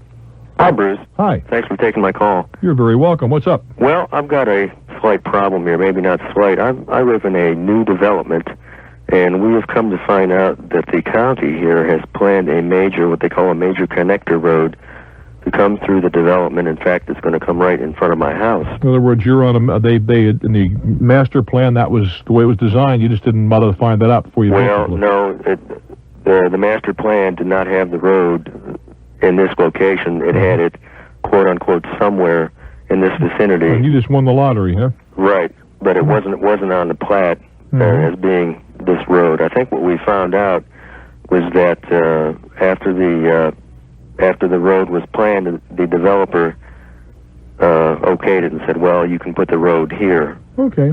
And unfortunately, I built a house on it. In fact, those of us who are on this road even paid more for the lots because they back up to the woods. And it was, a desirable So what is your question? If it's going to happen, it's going to happen. If you don't want it to happen, get active politically. Right. Well, we're starting politically. I guess my question is, do we have any recourse legally with the developer? I would think not. Really? No. If the county or whoever decides they want to improve, and that's not your definition clearly, right? A road, or they want to widen it or whatever, that's within their province. But again, it's a political proposition, and politicians respond to numbers. If enough of you people make enough noise, they very possibly will find another place for that road. That's just what politics is all about. Boston, Mass., your turn. Yeah, hi, Bruce. Hi. How are you? Okay, we have about a minute and a half to share together. Yeah, I heard to be quick. Situation happened. I paid, this is on the airlines. Yeah. I paid a full coach fare from Boston to Tampa. Yeah. Was issued a boarding pass from Boston to Tampa, but not returning. Okay. For some reason, they couldn't do that. When I got to the airport and I went from Tampa to Boston coming home, an hour early, and what they were doing was arbitrarily issuing boarding passes to people that didn't have them. Yeah. How do you mean? When you say arbitrarily, what do you mean by that? Well, there was 2 or 3 people in front of me. They gave them to two people in front of me. They didn't give to a woman. Well, why not? Well, then the person in front of me, they did. Yeah. So what was the upshot? I've only got a minute. To tell you the truth, tall, thin people weren't being issued boarding passes. I'm sorry? Tall, thin people, because the plane was full. Yeah, they're going to put them in the middle seats. Yeah, exactly. That's exactly right. Well, that's where they belong. I'm serious. Would you want to sit there with somebody 300 pounds in the middle seat? But listen, then when they did call my name, they said all they had was middle seats. Yeah. But people after me, they gave them their choice. Well, that's another matter. But I mean, I'm serious. I know it sounds really weird. You think that was the reason? But I really think they had to put little people in the middle seats. If they got to put them somewhere, if that's possible, because if you're, I mean, I'm sitting there at 230 pounds next to a 350-pound woman. I mean, that's outrageous. I paid $1,000 to get to Boston. Well, first of all, then you should have flown one of the airlines that automatically gives you a first-class seat if you pay full fare. Well, the company paid for it. Well, even that. But you really think that was the reason? Yeah, I think that's very possibly the reason. They're trying to balance it out, honest. I wish I had more time, my friend. But next time, some of the airlines, if you buy a full coach seat, automatically you get a first-class seat or for $20 more. Good luck, kid. I'm Bruce Williams for Talknet. A friend you can turn to, someone to share with, because that's what friends do. Someone to listen, Talknet, someone who cares. Well, hello there. Hey, I am delighted you popped in. I'm Bruce Williams. Welcome, my friends. Welcome to my world. Welcome to Talknet. And my world has shifted gears. We are at Walt Disney World at the MGM Studios, so I do hope you'll give me a shout. Yeah, the name is Bruce. The name of the program, Talknet. Our telephone number from anywhere in North America, 800-873-8000. 800-873-8000. Get you here from any of the Canadian provinces as well as all 50 states, the lower Caribbean area. So there's no excuses, guys and girls. And we're doing our thing from the MGM Studios tonight in Walt Disney World. Now, this is kind of a dry run, a dress rehearsal. Tom Kennington, able producer. I hope he's an able producer. If he's not, I mean, he may go back to rock and roll, this boy. Anyway, Tommy and I will be in Paris 2 weeks from tonight doing our thing. Actually, it'll be in the daytime, your time, something in the order 10 o'clock in the morning. It would be rather foolish for us to do the show at 1 o'clock in the morning in Paris. We're reporting back on the Night Watchman as he picked up banana peels. But in any event, we'll be in Paris, and we hope you'll be able to participate. Give us a call on our regular telephone number around 10 o'clock on the 13th of April, 10 a.m. Eastern Daylight Time. 800-743-8000 is our number. We go to Loyal Sock. You got to be putting me on. Loyal Sock, Pennsylvania? You got it, Bruce. Nobody would live in a place called Loyal Sock more than 5 or 10 minutes. You've been close, though. You've been in Williamsport. That's true. Home of the Little League. Right. World Series. We're a suburb. You really? What do you tell your kid when he comes home from school and he says, I live in Loyal Sock? That's the name of the school also. Oh, my goodness. Bruce, I want to thank you for something. Had a great weekend in Pittsburgh. Did you? I was at Jelly Rolls. Were you really? Got to meet Michael and Wiz and had a great weekend there. Super. Hey, they're a nice bunch of boys, aren't they? They're a good bunch of boys. They put on a nice evening. I'm looking forward to getting back there. Well, it'll be a while now, about 6 or 7 weeks before I get back up to Pittsburgh. Well, we were a week late meeting you there, so. Son of a gun. Bruce, Alrighty. I have a question. I have a son that was visiting a friend and lost his front tooth due to the friend's actions in his front yard. And the insurance company, after 6 months, sent me a check that covers about 3/4 of it. They say the medical liability of the insurance is only $1,000. Would I go back after the insurance on another angle, or would I go after the parents civilly? Well, first of all, let's back up a little bit. What makes your kid was playing, right? Right. Well, where does the negligence come into this? The boy ran into him with his shoulder. How old is the boy? 15. How old is your son? 15. Did he do it deliberately? The boy... They were horsing around, right? The boy was horsing around. My son just stopped, and the boy had been to a party, and... Oh, I mean, they weren't acquainted or anything? They were acquainted, but the boy was, I think it was another state of mind at the time. What do you ran mean, out he was spaced out or something? I think maybe he had been to a little spirits party in the afternoon. A little party time, huh? And charged my boy and broke the tooth off to the gum. But why did he charge your son? Is what I'm trying to get to. He ran out. They were at that point, the boy was horsing around. And was your son horsing around? No. You're sure? Serious? Serious. Okay, then you can go after the parents for their homeowners. But the homeowners only covers 3/4. They say they only have. That's not true. The homeowners covers the portion that you're talking about is the medical portion. Right. I'm talking about their homeowners liability policy, which would clearly cover more than a tooth. Okay. Now, whether or not you'll be successful is another program, because you are going to have to demonstrate there is liability. There is some negligence. Now, kids horsing around, people do get roughed up from time to time. And that becomes a bit of a problem. Right. Now, I mean, you certainly can approach it that way. Now, you have medical insurance of your own, do you not? Oh, I sure do. And how much is that paid? Just 3/4? No, I turned it into their insurance. Yeah. I didn't approach mine. All right, and medical insurance pays without regard to liability. They're med, up to whatever their number is. Okay. without regard to liability. You can also collect from your own company, but you have to reimburse them any monies that you collect from a third party, such as the kid's parents or his insurance company. Right. If the bills go over that number, then you can go after their liability portion. Okay. But that's the sequence of events. But in the last event, you've got to demonstrate that there is some negligence on their part. There are 4 witnesses. Well, that doesn't tell me something, though. That doesn't tell me a hell of a lot. Because we aren't questioning the fact that it happened, all right? Right. The negligence is this a normal thing when kids horse around? Or is it negligent? I don't know the answer to that. Okay. Well, I suspect that for the kind of money we're talking about, that the insurance company will probably settle. Okay. I don't know that, but I suspect so. I appreciate your time. I do wish you well. I'm so glad you had a good time over at Jelly Rolls. We'll catch you next time. I'm Bruce Williams. Stick around for more, my friends. From Walt Disney World, we're doing our thing from the MGM studios with Tom Kennington in command on Talknet. Someone to count on, a friend you can turn to, someone to share with, because that's what friends do. Someone to listen, Talknet, someone who cares. Well, hello there. How are you? Hey, I am really pleased you dropped in. My goodness, the lovely Lana has dropped in. I'm Bruce Williams. Welcome, my friends. Welcome to my world. Welcome to Talknet. We talk to you, with you, about you. You are the focal point. Brain surgery, no, but entertainment, I hope so. I'm Bruce. This is Talknet. We're doing our thing from Walt Disney World tonight. We are indeed. Tom Kennington. This is kind of a dry run, if you will. Tom Kennington. Tom is across the microphone. He wants to say, look out, boy, this is you don't talk on my show. You got to listen. See, I mean, none of this talking routine around here. I tell you, these young kids, you got to work with them.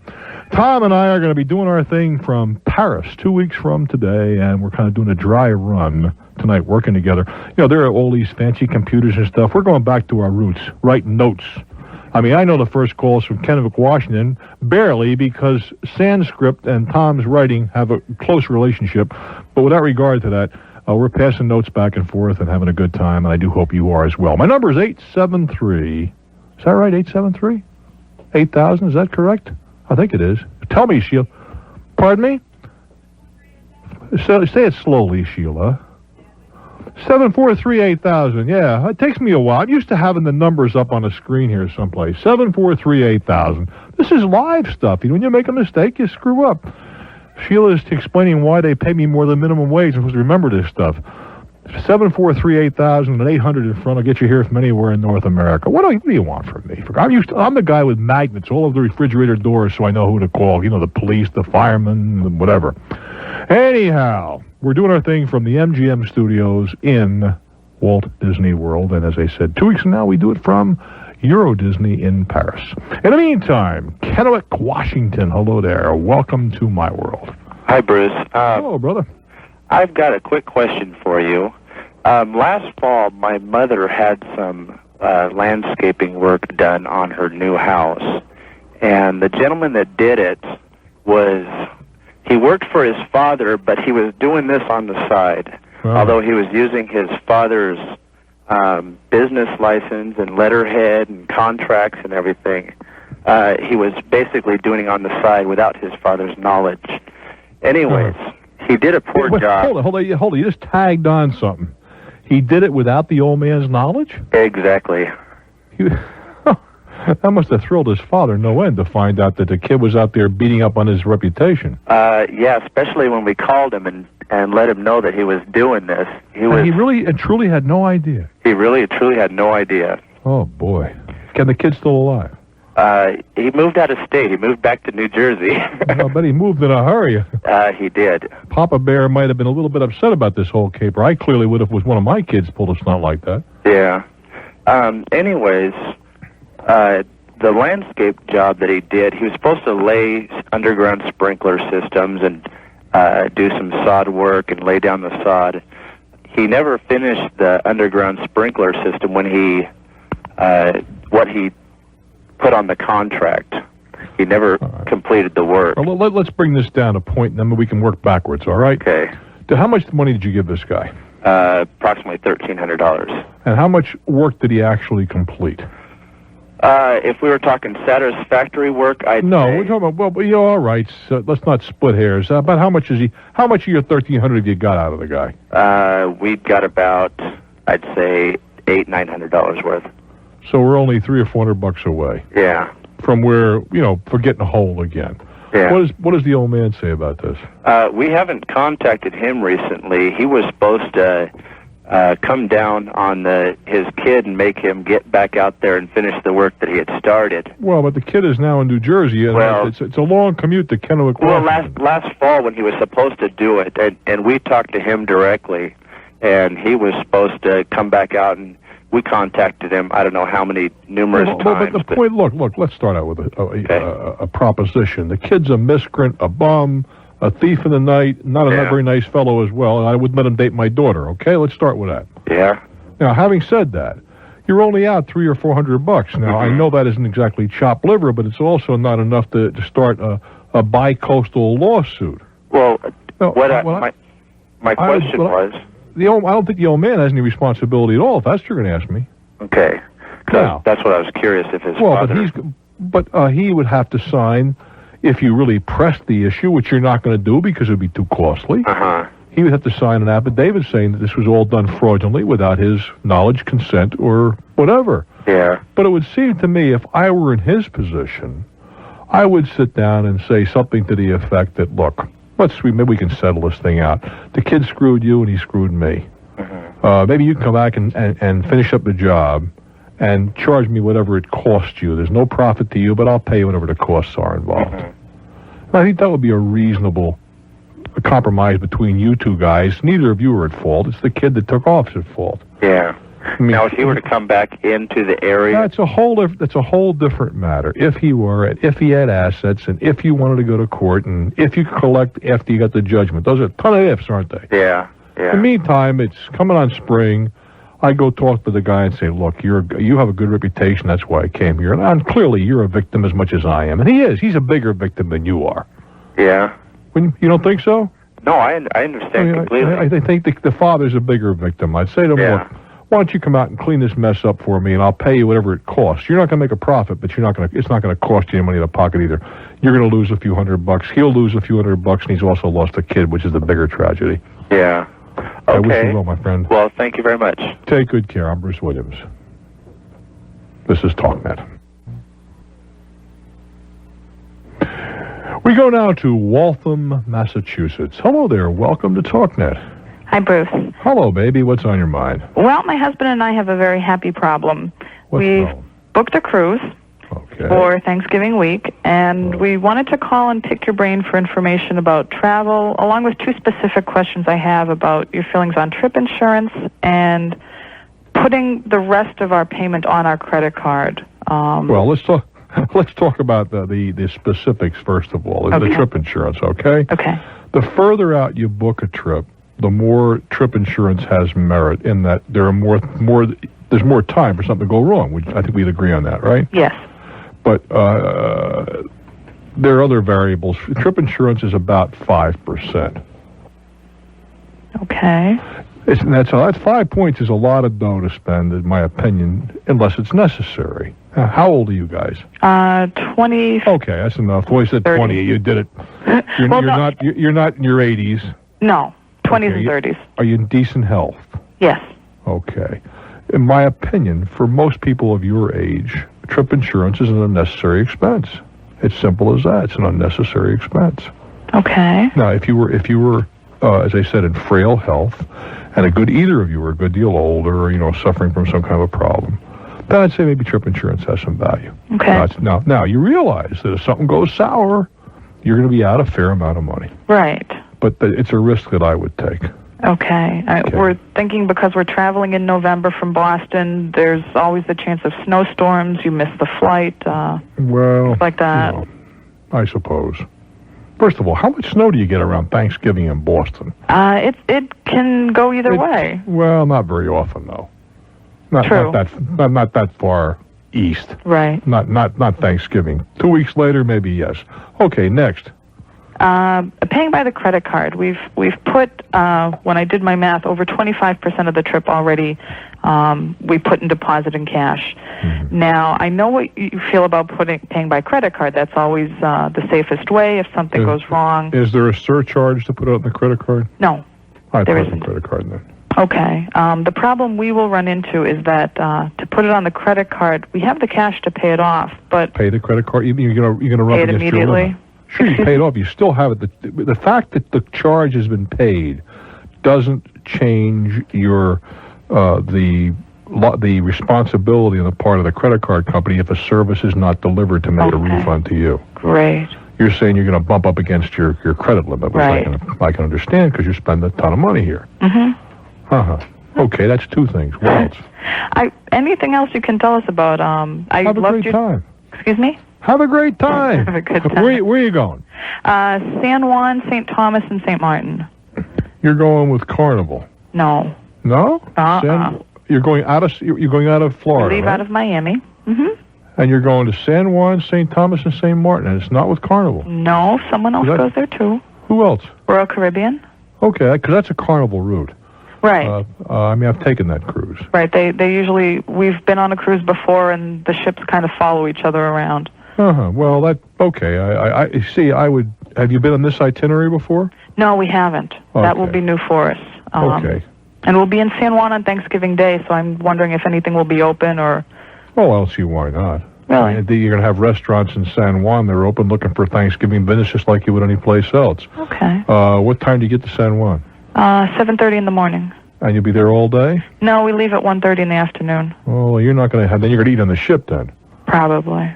All right. I mean, I can't tell you what's going to be. First of all, you're not going to get much out of old San Juan with a little bit of time that you have available to you. And if you mean the shops, will they be open? Right. No.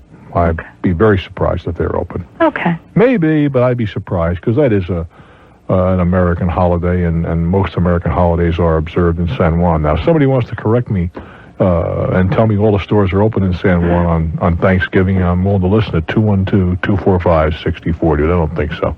I wouldn't count on it. Okay. And of course, you're going to be in St. Thomas, where you can do some shopping, and of course, St. Martin. So spend lots of your money. Great. Have a great trip, my dear. I'm Bruce Williams. Stick around. This is Talknet. The best of Bruce. Someone to count on, a friend you can turn to, someone to share with, because that's what friends do. Someone to listen, Talknet, someone who cares.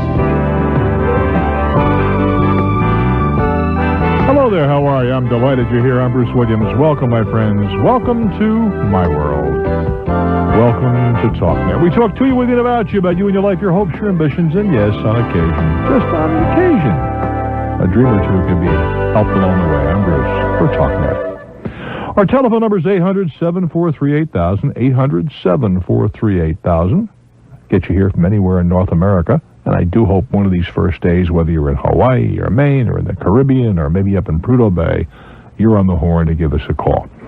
Let's start down east in Manchester, New Hampshire. Hello there. Welcome to Talknet. Hi, Bruce. I'm a longtime listener, and I enjoy your show. Well, thank you. I've got a problem that I think I've done everything by the book, and I don't understand why I have a problem. It's a tenant-landlord situation. Okay, which are you? I am the tenant. All right. I rent an apartment in a large apartment complex that's managed by a management association or a management company. And there is an on-site property manager that I've pretty much had all of my dealings with. All right. In accordance with my lease, I sent a letter indicating that I would be terminating my lease with the 60-day notification as of May 31st. Are you terminating a lease or are you not renewing a lease? I'm not renewing a lease. Okay. There is a distinction. Yes, correct. I sent it in writing. I sent it certified mail to the property manager as well as the rental agent who showed me the property. I figured I'd cover both bases. Sure. In the letter, I asked, or I stated that my last day would be May 31st, and at that time, I'd like to request that either the property manager or somebody do a walkthrough with me to make sure that I'm leaving the premises in the same condition as when I found them. Nothing out of the ordinary, and I think that I've heard you say that many times. Absolutely. Okay. I got a phone call in work about 2 or 3 days later from this property manager who said she received my letter, and but with regard to the walkthrough, that's something that they do not do.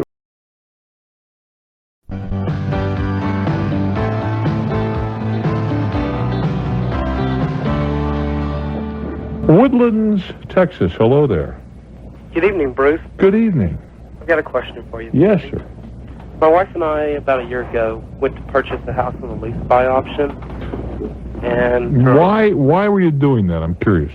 through our own stupidity, Well, no, it's not a question. Well, no, it's not necessarily stupidity, please. But it's ordinarily because you're a little bit short of cash. Well, that and we were looking for the easiest way out on it. The easiest way out. I'm not certain what that means. Okay, let me see. The easiest way to purchase a house with the less money involved. Oh, you mean the least money down, you mean? Correct. Okay, so talk to me. What kind of a deal did you get into? Well, that's not our problem. We're out of that now. But in the meantime, as we were going through this, our credit card payments got behind on it. Mm-hmm.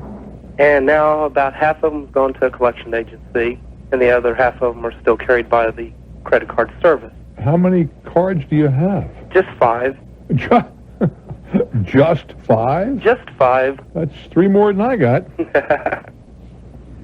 And our question is, do we take the payoff, or we've been talking to a credit counseling service? Yeah.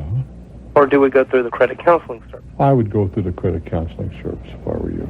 Will that hurt our credit the least? Well, your credit's stinko anyway. Your credit's done now anyway for quite a long time.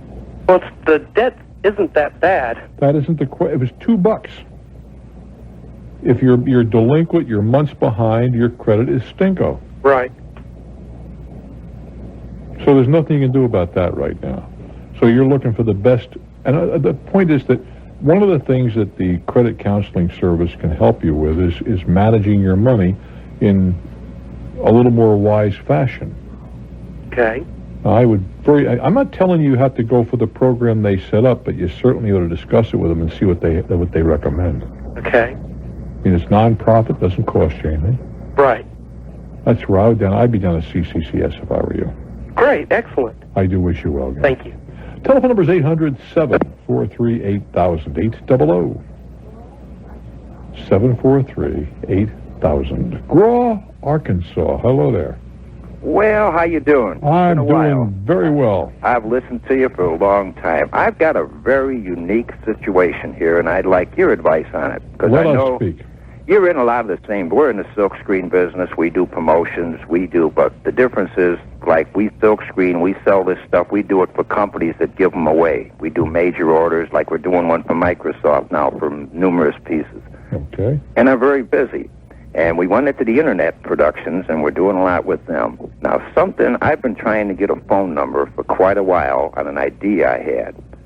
And the phone number coincides with a product that a lot of money can be made at. Now, here's my problem. In other words, you want the mnemonic for the phone number that spells out a word or something? Well, that's the thing. If you give a phone number on a radio ad, half the people hear it in their car. People don't write it down. You lose it. No kidding. That's why we have certain numbers, like for my office and my crews and the rest of it, we have 800-33 and the word radio. Right. I realize. It's easy. Well, okay. And there's one outfit that has flowers, and another that I remember one for a motel. It was called a woman's name, and so. Well, Holiday is Holiday Inn, too. And Holiday used to be a travel agency. Right. I've got one of the hottest numbers right now for marketing that possibly could be gotten, and that's my problem. I am so busy right now that you're talking about you got a great 800 number. I've got it hooked up. Okay. You know how many Presley fans there are in this world? And I've got 888 the King, which he was the king. Well, okay. And we're going to market this number. Now, here's listen, I've had this number for 3 days, and we went into the Elvis sites and pulled out all, I got 7. Hold it. You've only had it for 3 days? I got it in here for 3. I've had it hooked in for 3 days. I've had it, but I finally got it hooked in. where it's my number. Nobody else can get it. You know what I'm talking about. You get a number, or you get a reserve number. This number was suppressed, and I did get the number, 888, the King. Okay, now, we want to run. I don't really have the time, but I've had other people say, well, you know, we could try to run something and try to put 1 million roses on Elvis's grave for Christmas. And let people $15. We'll put a rose on with the card with their name and all this. And there's so many Presley fans out there. I laughed at them. I got into Presley sites on the computer yesterday, and I pulled off over 700,000 email addresses of people that have emailed in the Elvis site. So I could spam almost 800,000 people in about 15 minutes with email that are all Elvis fans. Now, I've had a couple people that want to market products because of that one thing. You hear that number once, you know, the King, and they'll remember it for 20 years. But there's all kind of Elvis products that are licensed that you can market, and you know that even in the T-shirt business. And I don't really have the time to do this, but there's so much... Well, why don't you hire somebody that has the time? I thought about that, but here's the funny part. I was on the Internet yesterday just checking around on a couple chat lines out of curiosity. And I told somebody I had the number because I was asking if they would, you know, because they were Elvis fans. I said, would you pay $15 to have a rose put on his grave to try to get 1 million roses put on there, you know, with the card with your name? 1 million roses. What a hell of a pile of garbage that would be. It would be, but listen.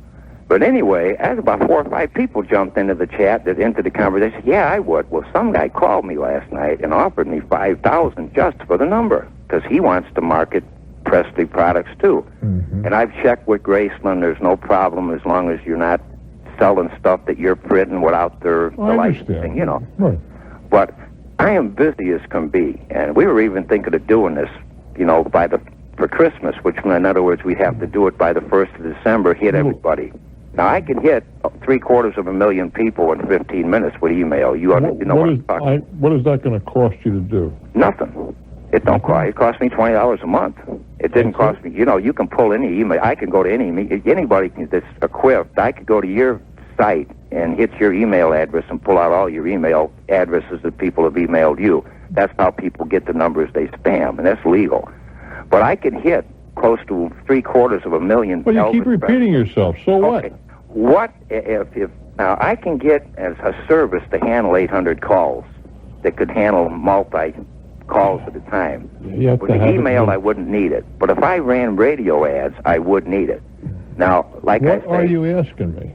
Do you really think I should drop what I'm doing and go No, I wouldn't drop what I'm doing. Well, I'm busy with that.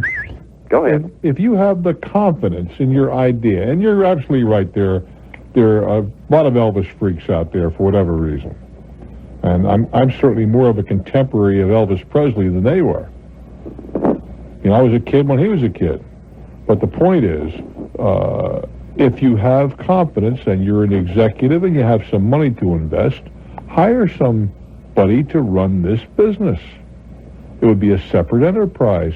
You could offer your number to people who are vending merchandise and become a fulfillment house. You could get merchandise yourself and directly vend it. You can do it over the Internet in the way you've described. You could also buy radio time on stations that play a lot of his stuff.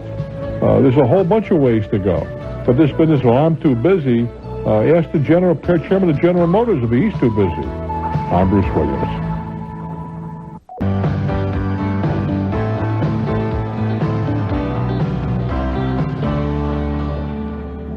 Des Moines, Iowa. Hello there. Hello, Bruce. How you doing? I'm doing good. WHO diddles to you. Yes, indeed. Reason I'm calling this evening is about a piece of property I bought. I guess the best way for you to help me out is draw an L and then turn it upside down, and that represents 2 properties, and the dog leg of the L would be facing west. And on that bill, hold it. I got an L. Yep. And I flip it upside down. I'm doing this on my pad here. Okay, I got an L. That's a backward L is what I got. Yes, sir. Okay. And, let's say on the regular part of the L that goes north and south, I have a 40 by 100 cement block building on there. Well, you say the regular part. You mean the up and down line? Yes, sir. The up and down. The longer part of the L. That's correct. Okay. And then hold it. How wide is this little L? It's about 120. It's 120 long. Yeah. By let's say 80 wide. Okay. And then on the other end, that part would be about 125 foot long by 80 wide. Okay. And the reason what I have to ask for you is I bought a building for $28,000, the cement block building, which is 40 by 100, and I fixed it up, cleaned it up, and It's on the property, you mean? yes, sir. Okay. And now a community wants to buy it and tear it down. Why do they want to do that? Because they want to build new facilities there for ambulance and fire and police. All right, fine. What did you pay for this place? I paid $28 for it. And what are they willing to pay for it? They want to use an appraiser that's going with their architect for building the new facilities. Yeah. And I put a price on there. I've got quotes from like reputable builders. That, okay, how much?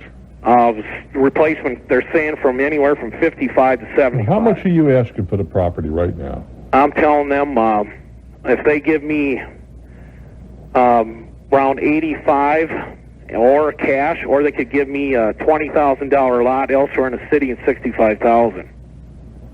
Mm-hmm. All right. And they're saying, well, I'm out of line because it has to be bought with community funds. What difference does that make? Well, when did you become a philanthropist? Well, that's what that's my argument. I'm saying, well, I'm also paying for this building as in form of property. It has nothing to do with anything. It really doesn't. Yeah. You own a piece of property. They want to get it either through negotiation or condemnation. Yes, sir. Well, they have rights and you have rights. But That's right. You don't have any responsibility to be charitable. That's right. And I'm saying, give me replacement cost. And look, I understand your arguments. The fact that they're reasonable doesn't mean very much. Right. Do you know how condemnation works? Well, I think I'm going to find out. Well, I can't tell you specifically for your state and country, but in general, they make you an offer. If you either refuse the offer or don't respond, it's considered a rejection. They then, in most jurisdictions, have a right to deposit that amount of money in a bank at your disposal, and they take your property right there. Now, that doesn't mean that that's the number, but it means you can't hold up a project by holding out. Then we go through whatever appeals process exists in your community. Generally speaking, that would be going to some kind of a board appointed by the state or by the county to listen to arguments on your side and their side about the relative values. What you paid for it is of no moment. Okay. None. The only thing that is of moment is what is that property worth, taking into account what's on it, what type of improvements, what utilities are available, what the fair market value would be if this project was not coming down and you wanted to sell it. That's the only thing that you're considering here. Okay. Now, you may have to get experts on your side to testify. What you feel is totally unimportant. Yes, sir. So get that out of your language. Yes, sir. It's what you can find people to testify to. Okay. And then, so I would be wise to hire my own appraisal. Well, that's the first thing you should have done right away. Absolutely. An appraiser who knows the area but has no affiliation with your community. Yes, sir. Okay. And you might even want two. Okay. To make certain. If they come in, have they come in with a number yet? No. He wanted to know if I wanted to make this official or unofficial, and I said I wanted it unofficial, and I need time to just get some estimates. And well, to make what?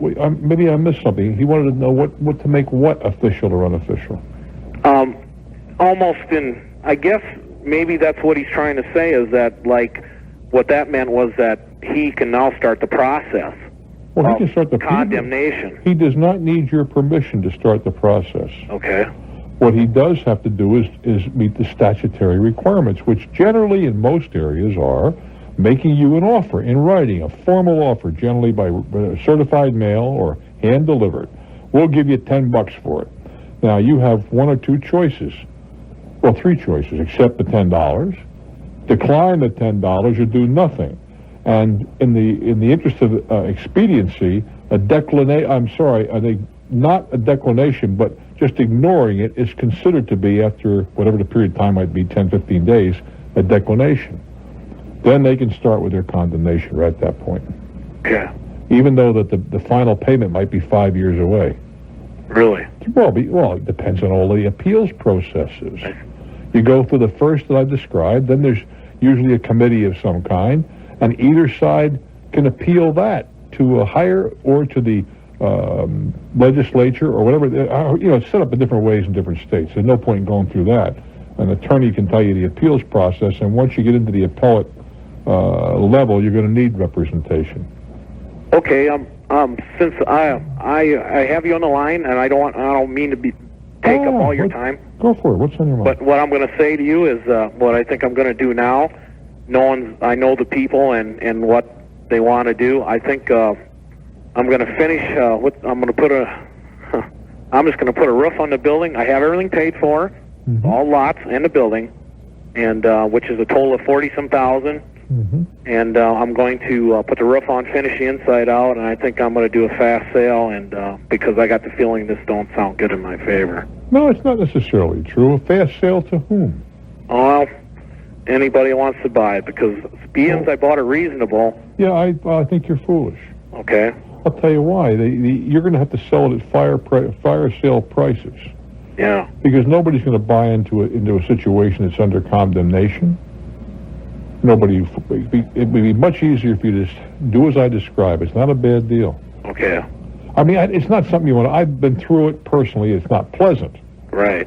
But I think you're caught between a rock and a hard spot. You're going to have to give the building away right now. Why do that? No, I don't want to. I wouldn't do that. And I certainly wouldn't start throwing numbers around, because you're liable to get locked into those numbers. Okay. I wouldn't, and I'm not sure I'd even put the roof on the building either. That's right. I wouldn't do that. That's right. At this point, because you're going to say, look, it's going to be torn down anyway. I'm trying to cooperate with you guys. Why should if I spend money, you're going to have to reimburse me, and then it's just going to be thrown to the dump. Doesn't make any sense. Yep. I do wish you well, kid. Hey, thanks, Bruce. You're very, very welcome. I'm Bruce Williams.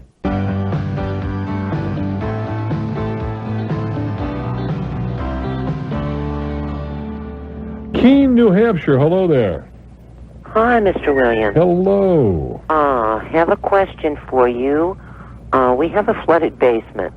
Now, I usually get to listen to you in my car, and you know how it is. You're in and you're out, and twice I have heard parts of conversations you had with people about this system that you have with an outside pump, apparently. Well, there's a lot of different things one can do. First of all, let's start with the very basics.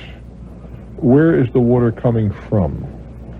I'd say it was groundwater, basically. Well, that's fine, but that doesn't answer the question. If it's coming through the walls, coming through the floor? Mostly the floor. All right. Then you have And I have one little problem where around the soil pipe, it just kind of runs in through there, too. Well, that may be because the pipe is surrounded by loose material. When you install it in the ground, you put it into sand or into rock and sand. Which would be a conduit to the foundation. That may or may not be the case. But you see, you have to determine what's your problem. The problem is water, but there are different solutions. For example, if it's coming out of the floor, it may be that by putting in a valve in the middle of the floor, the water is going to go to the easiest way. I'm sure we can agree on that. Okay, we do have a sump pump. And wait a while. Okay, sorry. But I'm saying if it's coming up in quantity out of the floor, they have valves that you can buy that will pipe it over to the sump pump, so that it gives the water a much easier way to go than forcing itself to the floor of the basement. Aquastatic valve, I think, is the appropriate term. All right? Okay. Now, in the event that is not, and that's not going to be the most obvious cure, but it might be. But then the next thing would be a French drain. Okay. Now, what that is, brought down to its essence, you go along the foundation, right parallel with the foundation, you break up the cellar floor, and you get down about 2 about 2.5 feet, depending on what you run into. Mm-hmm. And you put a layer of heavy rock in there, probably 2.5-inch stone. Then you lay pipe. They used to made by Orangeburg. I'm not sure who's making the stuff anymore. The fiber pipe with holes in it. Mm-hmm. The holes are on the bottom. Right. You lay the holes along the rock, and then you surround the pipe with crushed rock, and the pipe itself eventually runs into your septic pit. Now, again, when you seal this up now the whole thing is sealed with concrete, your floor is back in place. Okay. Once again, water is going to go the easiest route. And it's a whole lot easier for it to get into that rock and then through the holes in the pipe and down to the sump pump where you get rid of it than it is to try to force itself through the walls and through the floor. Okay, when they laid the basement, this was a few years back. We've just been kind of crowded in with the blacktop. Yeah, there's less. I think we do have one of those French drains, but I don't think it's laid on rock. I think it's just laid on sand. Well, it should be on rock. And you have it underneath your basement floor now? I know we have pipes with holes in it along the perimeter. Well, outside or and it goes inside? into the sump hole. Outside or inside? Are the pipes outside the house or inside the house? They're inside under the floor. Well, that should carry the water away. Now, maybe you'll have to add to it if the water's coming into the center of the floor or through the walls. Mm-hmm. But that system should work. Now, you're saying that there's so much property being blacktop that the ability for the ground to absorb water is limited, and you have standing water on the existing, whatever's left in the terms of lawns, and it's finding its way right into your basement. Right. You get the water after a rain?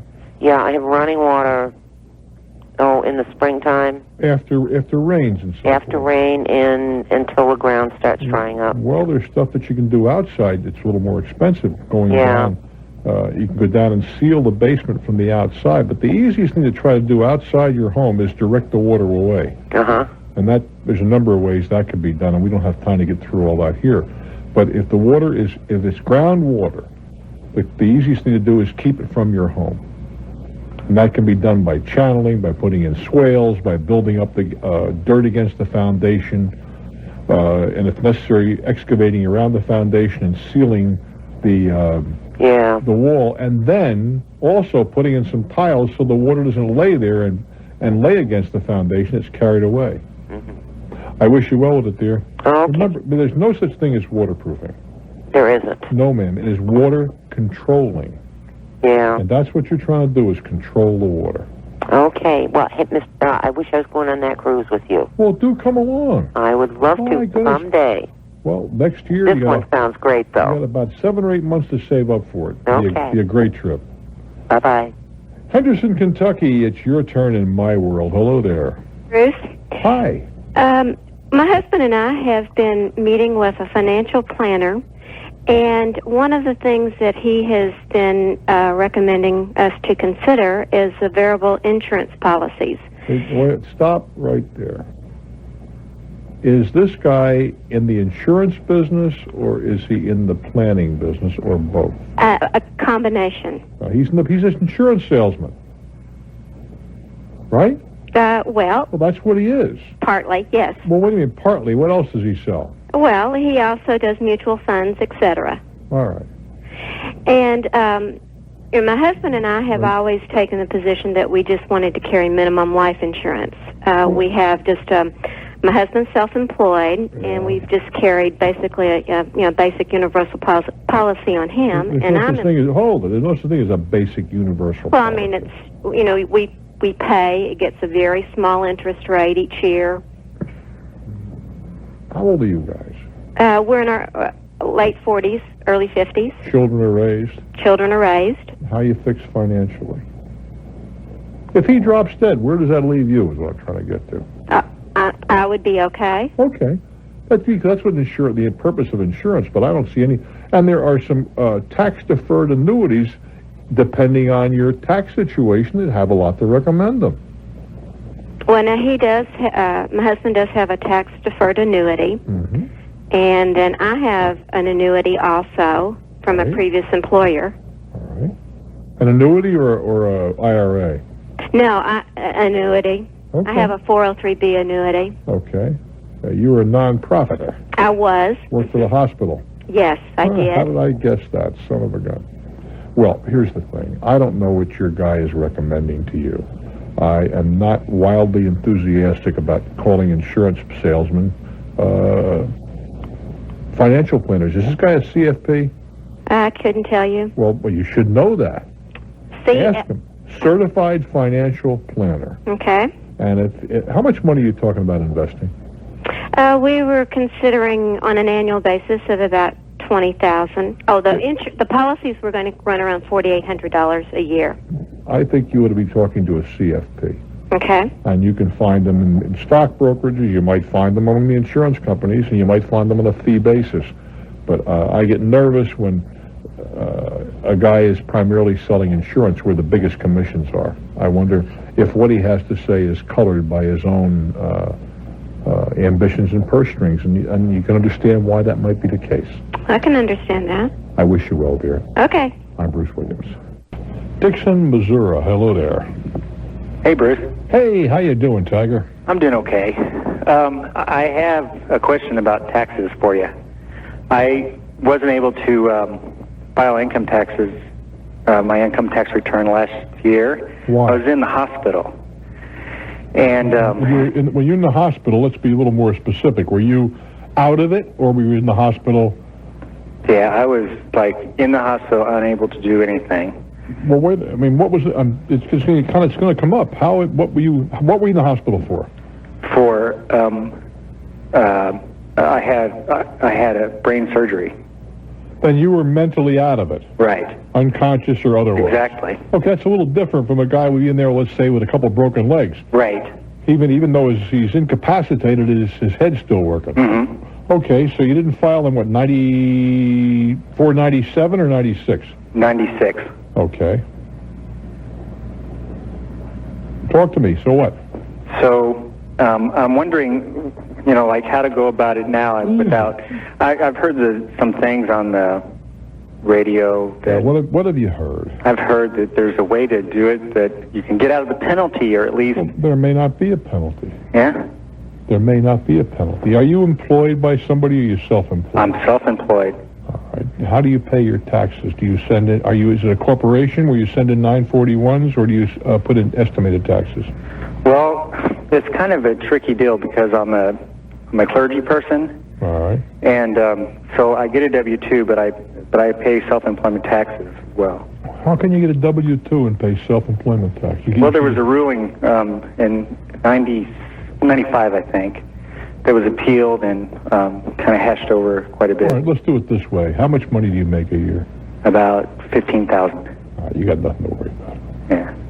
You don't pay any taxes anyway, do you, except the Social Security tax? No, it's really low, but I'm worried that, with the time span that I would be penalized so much, it would if it were me, I would have an accountant prepare the return, only because he's going to not plead, but allude to the extenuating circumstances. You probably want a letter from the physicians who are treating you that you were out of it this time. I don't think you have. And you certainly, the only thing you possibly owe would be the Social Security. Oh, okay. Well, given that, I don't see any problem for you. You're a big help. I like your show. Thank you very much, Guy. Bye, Bruce. Let us take a brief interlude here, and then we'll get back together. The phone number is 800-743-8000. Me? I'm Bruce Williams.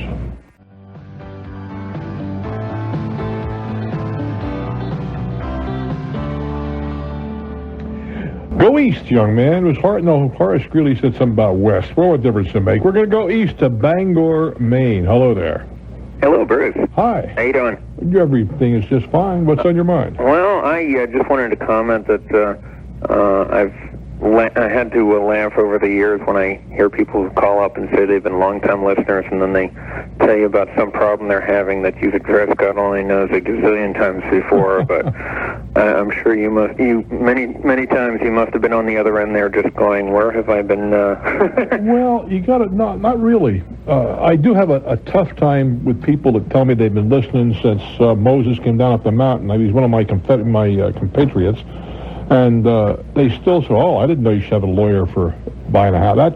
That things like that. Or what do you think of timeshares, Bruce? That's another one that kind of gets to me. But on the other hand, you got to remember, if you're sitting in this chair, that people are not listening with great intensity. They're driving a car, they're doing the dishes, they're working in the shop, they're jogging and looking over their shoulder. So that unless it's something that really is focused on them at this point, they're going to half listen. Yeah, that's true. But on the other side of that, at least the half listening may either trigger a call or trigger an idea, and hopefully they come off a little better for it, that's all. We can hope. There you go. Anyways, I got a question for you. Yes, sir. Let's say you have a room for rent, and Joe Blow shows up at your door. He wants to take a look at the room, and everything seems okay and whatnot. Who's to say the guy doesn't have a criminal record? And how can you go about checking that unless you just happen to catch his name in the police beat one day? Well, I don't know if you can check that. I know how to get it checked, but that's a different thing. Yeah, because I know you mentioned that business that you have that does that for $500 or whatever it was. That's exactly, well, it's less than that for something like that. But the point is, and I don't know how they do it. It's not my department. But they do criminal record checks for those people who have a legitimate reason to know. You would be one of those. Yeah. If you're letting somebody come into your home, you have a legitimate reason to check. But how it's done, I don't know. Okay. I know it's done. It's done. A lot of the information comes from services to which we subscribe, via the computer. Okay. So how would the average person who's, Well, same way. You have to hire somebody like us. Okay. I don't think you can do it on your own. Perhaps you can. There's so much information out there that a knowledgeable computer operator person, whatever you want to call it, can squeeze out. So look in the yellow pages under what? Private detectives. Oh, really? Okay. I was kind of curious because I've got a place that I share with roommates, and we just had one move out. He got a girlfriend in Boston, and oddly enough decided he hadn't had enough of Bangor, and so we're in the process of looking for a new roommate. Oh, you guys are not the landlords, but you're just looking for somebody to share space with. Right. Well, I guess you'd have a legitimate reason to know. Okay. I wasn't sure how to go about approaching that. Well, whether it's worth spending the money is another program. Yeah, that's true. I mean, if a guy has really good references, a college professor in whom you have faith, or a judge or somebody, but that nobody's going to give a reference that isn't going to give him a good reference, but the credential of the person who is given is important. Wouldn't you agree? Yeah, it's true. So then ask for those kind of people. Yeah, okay. I got another quick question for you. Yeah. My mom kind of got me into this. She was one of these who was always into antique stores and flea markets and yard sales, and I don't know if it was genetic or what, but it seemed to have rubbed off on me, and I've gotten, over the last couple of years, I've started picking up a lot of different things that I end up turning around and selling again, which I've done fairly well at. My question, though, is this. When you go to different people's places where they're having a yard sale or whatever, and they have, items for sale, aside from asking, which would seem somewhat pointless, if it was stolen, how can you... You can't. How can you tell, and what is your obligation to find out? Well, you don't have any obligation. You can assume that it is legitimate. But just bear in mind, if it does prove to be stolen, even though you paid for it in good faith, you lose. They take it away from you. Okay. I do wish you well, guys. Thanks a lot. Harrisburg, Pennsylvania. Hello there. Hi, Bruce. I have a question for you. I've been working on trying to start a business for the last 3 years. What kind of business? Restaurant and billiards parlor. Okay. And I've been doing a lot of research on it, and I was wondering where would I go to try to find help in trying to put the marketing proposal together? You're talking about money? You're looking for money? Yes. The chances of getting it, I think, are almost nil. Okay. These are ventures, and I've been in restaurants and so forth. These are things, unless you are very well established and have other money and investments in real estate and whatever, that's got to come out of your pocket. Or possibly from the pocket of the person selling it to you. Okay. But even venture capitalists walk away from deals like you're describing. Okay. I mean, there's no point in wasting your time, and it's what it is in my opinion, with a big game plan and business plan and the rest of it, because the failure rate is so high in this kind of enterprise that unless it's somebody who loves you, very, very rarely we get money to invest. Okay.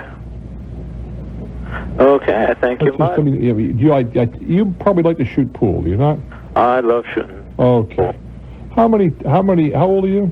I'm 27. All right. Since you've been a young adult, 18 we'll say, how many places have started up and gone down? Probably about 2. That's all? That I know of. Well, but only 2 opened up, though. How many are prospering right now? There's about 12 different parlors in the Harrisburg area that I know of. And they're doing well? Yes. That surprised me. There are some that do well, but pool has still got a lousy reputation. I have a pool table in my home, but I remember some years ago when they had this, I guess it was a franchise of pool halls, and the sign that was in front of each one of them was this very pretty girl shooting pool. You looked through the window and you see, the Hell's Angels in there, and it just didn't fly. They made it the family center or something. Well, shooting pool in pool halls is by and large not a family enterprise. At least not the kind of family that I would want to identify with. Okay. That's just something. I know you probably like to shoot, so that's why I have a fellow that works with me. He's number 4 in the country. Yeah, I've been talking with a lot of the pro tours and stuff, and they'd be interested coming through in the Hershey area. Yeah, but that's only 1 or 2 days a week or a year. You don't make your money on that. You make your money on everyday stuff. Well, the fact remains is that if you have parents that have money, or in-laws, or outlaws, or cousins, or whatever, that's where that kind of capital will have to come from. Okay. I don't believe you're going to find it from more conventional sources. Okay. I do wish you well, guy. Okay, thank you. Okay, kid. You hate to shoot people down, but then being a cheerleader for what you know is a losing game somehow or other is not the appropriate response. By and large, lenders, banks, and whatever are not in the business of putting up venture capital. And when you want to start a new enterprise, you got to raise your money from private individuals for the most part. And if you're going to do it with strangers, there are some limitations on the number of strangers you can have and all that sort of thing, and your lawyer can apprise you of that. But when you walk, I don't care how well thought out your business plan is, unless you have collateral, it would be a very, very shaky bank, unless your father owns a lot of stock there, that would approve a loan. I'm Bruce Williams.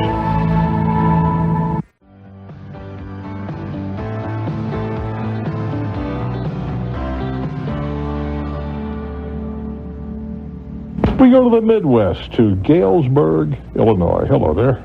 Hello, Bruce. How are you? I couldn't be better, baby. What's on your mind? Thank you for taking my call. I have a quick question for you. I run a trucking company, and we gross about $700,000 a year. What kind of trucking company? Interstate trucking. Over-the-road trailers, or? Right. The big rigs, the professional ones, long nose, bunks. Okay. I have a question about 401ks.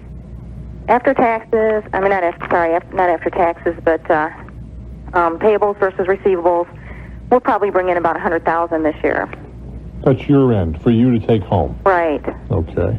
I have 7 employees. Some of them make over $50,000 a year this year. And I'm thinking about starting up some type of other incentive, like a retirement or 401k. Can you explain a 401k, please? Well, what would you like me to explain? It's a vehicle whereby you can take money right off the top of your income, and it is deductible from your gross adjusted income. Well, what I'm wondering is... Take a deep breath. Let me ask me a question. Okay. And put this into a sheltered environment where eventually you'll pay the taxes, but at some future date, 10, 20, 30, 40 years from now, And as the money compounds, there are no taxes due currently. There will be eventually. Right. Now, the problem, if it is a problem, but you have to make this available for everybody in your company. You just can't do it for you. Right, and that's what I want to do, but I'm more interested into the schematics. Like, does the employee contribute money? You can or cannot. Depends on how you set the plan up. All right, and what happens to the money? Is that dumped? Well, the employee always contributes. Right. Whether you contribute depends upon the plan. Right, and that money, is that dumped into a mutual fund? That depends upon the plan. Here we go again. Oh, I see. Okay. So I'm wondering if you dump it into a mutual fund, like when the stock market took a dive this past couple of weeks. Yeah, so what? So do you could you lose it? Well, wait a while. So let's talk about some fundamentals here. The stock market took that huge dive, right. 500 and whatever it was, 7 points or whatever it was. Uh-huh. Right? Right. So what? Well, see, I'm not familiar with... 8 days later, the market had it all back. Okay. And then it's down a little bit now. Okay, so people... What's your first name? Emily. Emily, you're not looking for what happens over 7 days or 70 days or 700 days. Mm-hmm. You're looking at 10 years, 15 years, 20 years. Okay. I don't know that can I pick on the word dump it into a mutual fund? There's got to be a better way to put that. I think the word invest might be more appropriate. Right. But the point is, Emily, that if you're going to worry about things like you the other day, you don't belong in any kind of investment. Well, see, that's what I would like to get some type of retirement going for the people that work for us. How about you? Well, and myself. Okay. That's included. But what I find difficult, maybe I don't find it so difficult to understand is, how old are you, Don? 35. All right. So you got 30 years before you hit that magic 65 number, right? Right. All right. During that 30 years, you'll be putting money aside. Right. And it's going to be invested. Now, if you have confidence in the American economy and its ability to grow and weather storms, then the marketplace shouldn't frighten you. But Emily, you're in for the long pull. Right. You're not in for 2 weeks or a month. Right. So what difference does it make if it goes? The only difference is when it went down the other day, I bought. Yes, ma'am. Right. I called the broker and said there's got to be some opportunity here. Now, it could have gone down again. Right. It happens. But over the long pull, I don't see how you have too much to worry about. I see. I'm not familiar with the 401. I thought that they take the money and they combine it together and they dump it into mutual funds. You're dumping again, huh? Okay, invested in mutual funds. It depends upon the plan. You have to have a plan. Who would I contact to? Good stockbroker to start. Stockbroker? Yes, ma'am. Okay, I figured I'd call you first before I made some local calls. Okay, well, I hope you do very well, but don't be of weak heart. Oh, no, I'm looking for something long-term for all of us. In that case, if that's your goal, right? Truly, right. Don't sweat the little stuff. Okay, I just didn't know how it worked, and I just you're so smart, and I just thought I'd give you a call. I'm not so smart at all, but those are and generally, by the way, what they will do is they will give your employees a family of funds from which to choose. So John over in shipping can go very conservative, and Marie in the front office can be very aggressive. Okay. All within the same family. So it's pretty much up to the employee on how they want to play.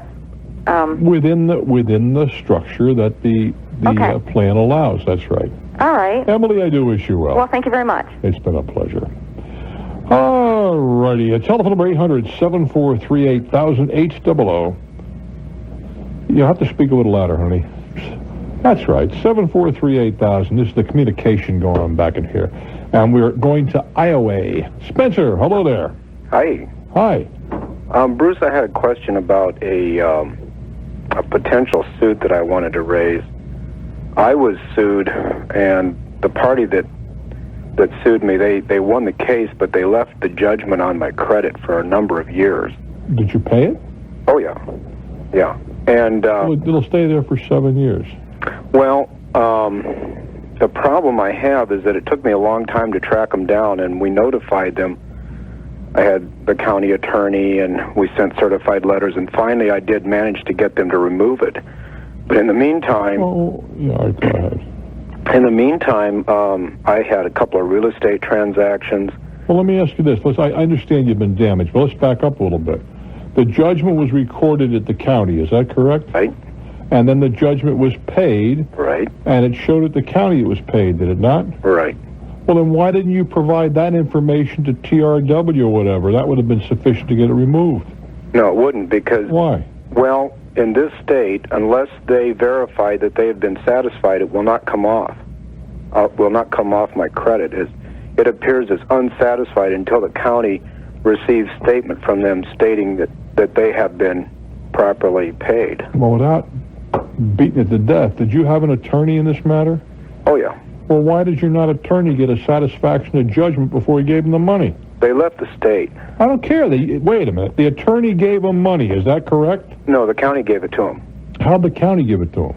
We paid it to the county, and the county... Well, why did you pay the county until such time as you got a satisfaction? Well, since they had left the state, the county had to collect it from me and then turn it over to them. Well, they'd have had to sue the county. Would not have got it from me. Not without a satisfaction in hand. Well, I argued these points with the county. Did your attorney argue the points? At that point, it was already on the credit report. Yeah, all right, but it can be taken off. All right, so you got it on there. You loused up a couple of deals because of it. That's what you're telling me. Well, yeah, we had to pay some legal fees and a lot of rigmarole trying to get them to take it off of there, and I got an attorney involved. How much was involved in the judgment? This was $200. That's all? That's all. What in the world did they contend you owed them $200 for? They claimed that I had damaged their vehicle. And it's ended up costing me, well, we're up over $400 now. And well, I thought you're still getting off easy. Is it off your record now? No, it's on there, but it claims to have been paid, but it looks like it's been on there for several years. And I would like them to make a statement of apology for my credit. Well, they're not going to do it. And I would like to be reimbursed. They're not going to do it. You're not going to get it done. Well, I'm planning on taking them to court and putting it on their credit. How are you going to take them to court? You got to do it where they are now. Well, they can come down here to my court. What makes you believe they're going to come to your court? I'll win, won't I? No, you won't win. If they don't show up. You can't get it. I don't believe your court is proper jurisdiction. They're not within the court's jurisdiction. You said they're another state. Yep. They don't have to show up. Well, if they don't show up. They don't have to show up because I believe this is true, and I'd be glad to have an attorney. In fact, maybe get an attorney on the horn at the same time here. It's 703-413-8381. 703-413-8381. If you're an attorney, you'd like to talk about this, I'd be delighted to have a little help. I believe you're going to find that your court has no jurisdiction over them. Well, you'd have to go after them where they live. I see. I feel like I've been damaged here, and I should be able to make them come to me. Well, you can't, to my knowledge. Okay, well, maybe... Not for something on this order. Now, for example, if they were doing business in your state by driving a truck through the state, that's considered doing business. Then the long-arm statutes allow you to do what you're talking about, but that's not the case here. And I agree, you probably were damaged. But the reality is you're stuck. That's the reality. Well, could you start an action in the other state? Where are let me see, you're calling from where? Iowa. And where are these guys? Minnesota. All right. Let's assume that you were really saying, I'm going to get them no matter what happens here, right? Right. So you start an action in Minnesota, and I'll go up there, all right? Right. What do you think they're going to do? Talknet, 1-800-743-8000.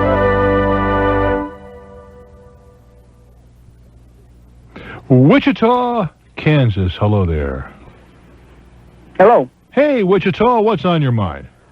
Listen, first of all, I want to tell you that I really appreciate your show. I've learned quite a bit from listening to you. Well, that's appreciated, my friend. I'm certainly glad you're on.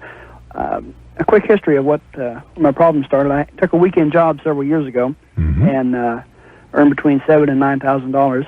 On the weekends? Yes. Congratulations. Well, that was over the course of a year. Yeah, but still congratulations. You're a hustler, and you know what I think of hustlers. No, thank you. Anyway, the problem that I had was I have not filed income taxes for 2 years.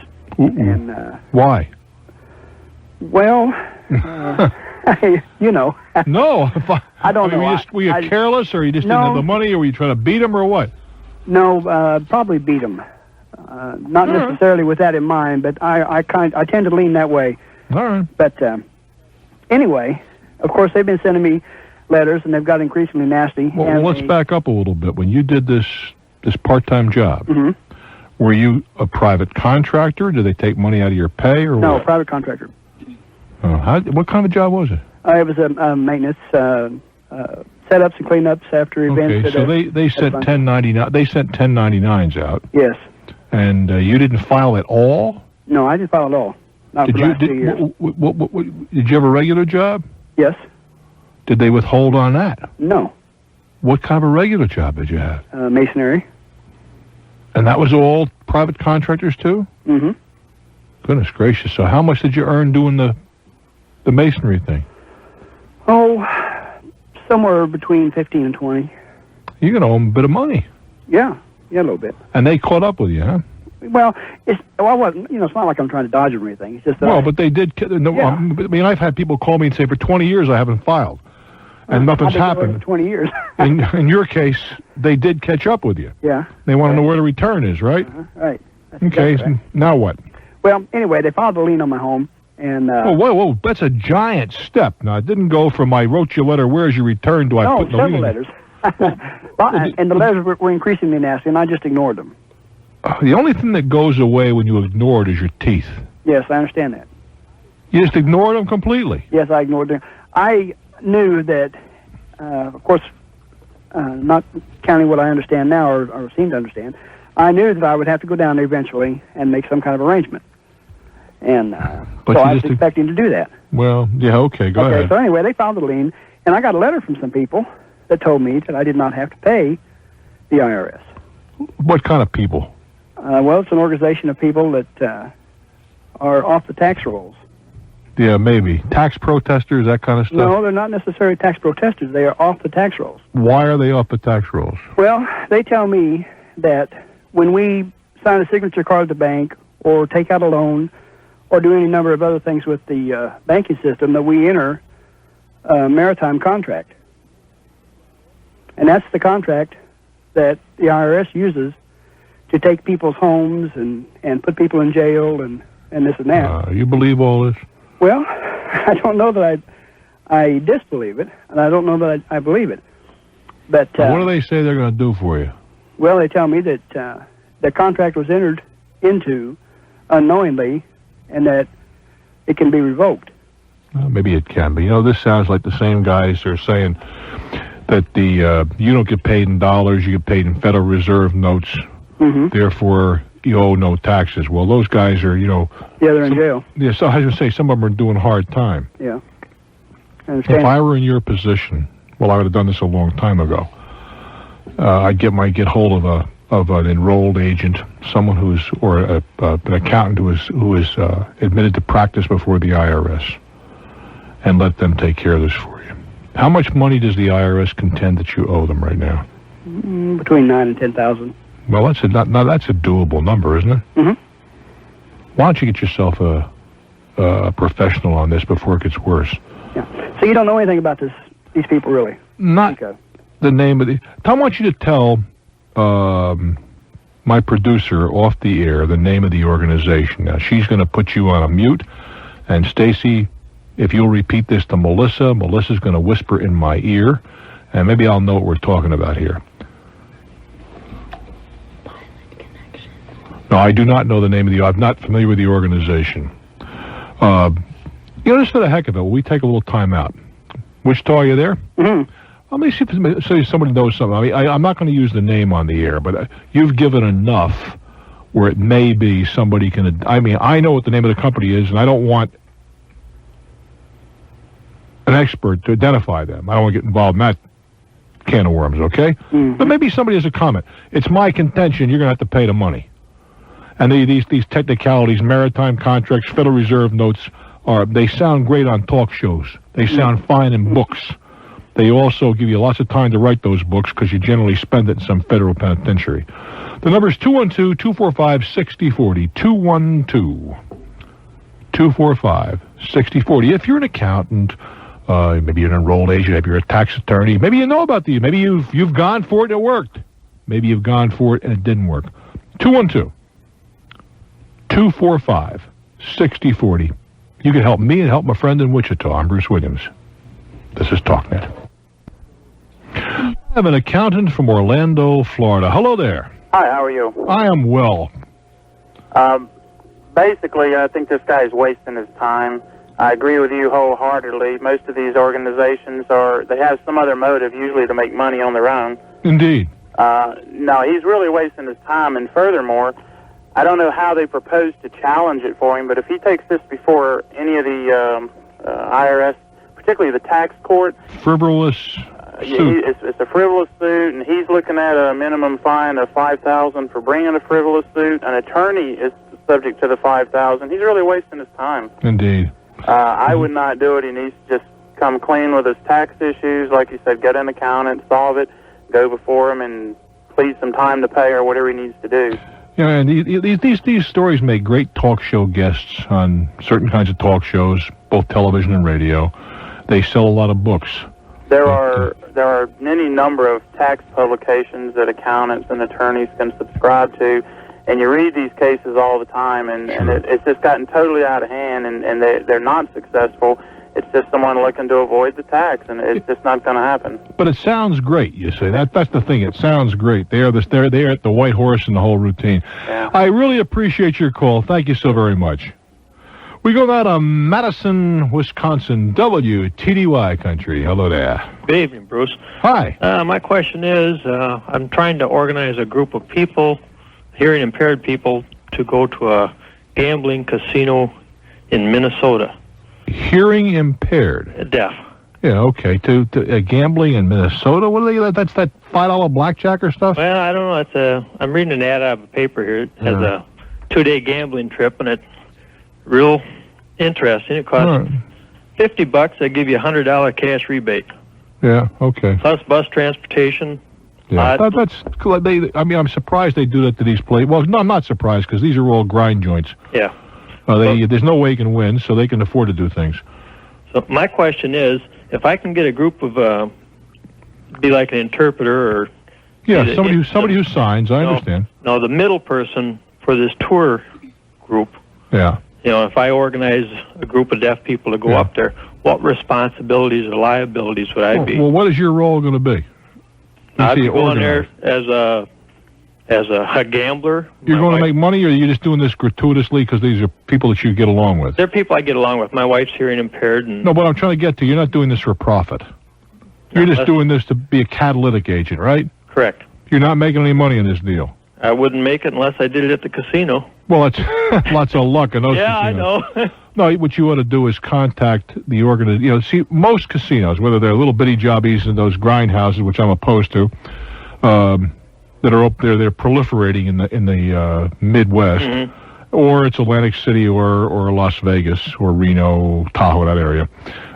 There are people that run junkets. They call them junketeers. And they're outside contractors, and they are licensed in most cases by the jurisdiction where this goes on. Or alternatively, the houses themselves have in-house casino hosts that set these things up. And you ought to work through them. Tell them what you got. How many bodies are we talking about? That's another question I have, is if it would make any difference. The more bodies, the more interest you are. Okay, I would say anywhere from like 40 to 50 people. All right, that's a busload. Yeah. How far do you have to go from Madison to wherever this is happening? I'm guessing it's about a 4-hour ride. All right, then that's around. I would try to reach some of the deaf people in Rockford. Were we talking about just a day trip? We talking overnight or what? No, it'd be an overnight because they provide one-night lodging. Well, fine. I mean, what you do is you can contact the hotel. It may be, I don't know this, it may be an outside junketeer running the ads. A major portion of Atlantic City's action, particularly their slot action, is people coming in on buses. I mean, they have thousands of buses pouring in from all over the place. And when you pay maybe $20 to get on a bus, right? Yeah. When you get there, they give you $10 in the meal coupons and $25 in cash in quarters. So clearly the bus company isn't doing this. The casinos are doing that. So those kinds of deals can be cut. But in order to organize these things, in most jurisdictions, you have to be licensed. Now, if you're just going to take this a one-shotter, you can contact the organization, one of the groups up there, and they'll set the whole thing up for you. No big deal. And they may even comp you because you're the catalytic agent. Hey, thank you, Mr. Bell. My goodness. Mr. Bell is working the controls. Miss Golansky on the telephones, Melissa Spohr and Jerry Morset here at WPSO. Hey, I know it's not easy, my friends. That's a given, but give it your best shot. You try and do it right. I'm Bruce Williams. Keep in touch. Talknet, 1-800-743-8000. Ordinarily, we don't talk about something that happens from 1 hour to the other for some very good and technical reasons. Oh, we have I'm sorry. I thought we had on that other call. Okay, we have a banker. Hello there. Hey, from Bruce, Atlanta. how are you tonight? I am well, thank you. I thought you were calling about another matter. I do apologize. Your turn. I totally disagree, and I'm with the National Bank. I'm a regional vice president, and our policy is not to charge people if our bank is closed. Uh-huh. And you're exactly right, because our attorneys have come up with some good reasons of agreeing with what you just stated. You know, we can go out there and get ourselves in a massive class action suit. Indeed. So wouldn't that be nice to find out you collected $500,000 in improper fees and have to refund them in all one big belt plus interest and penalties? That's exactly right, and that's why we have gone and instituted the program that if we are closed or if a due date is on the weekend, that we will go and take the payment. For example, if it's due on the 17th and that's Sunday, we will go and take the payment on Monday with no late fee to them. So in this instance, it just happened that it was due on a Saturday. Right. And then Monday's a holiday. That's exactly right. And we don't want, with our bank, we don't want to be put in a position to have to go to court and defend that position. And that was the point I tried to make. I have a strong suspicion if he rattles that sword, the bank's attorney is going to say, "Hey, fellas, waive the fee, quick in a hurry." Well, I've been with this bank for 22 years, and we've had a lot of disagreement with our officials, and some people want to go and say, "Well, we can make this much money if we go and charge these late fees if they're not in by a certain date."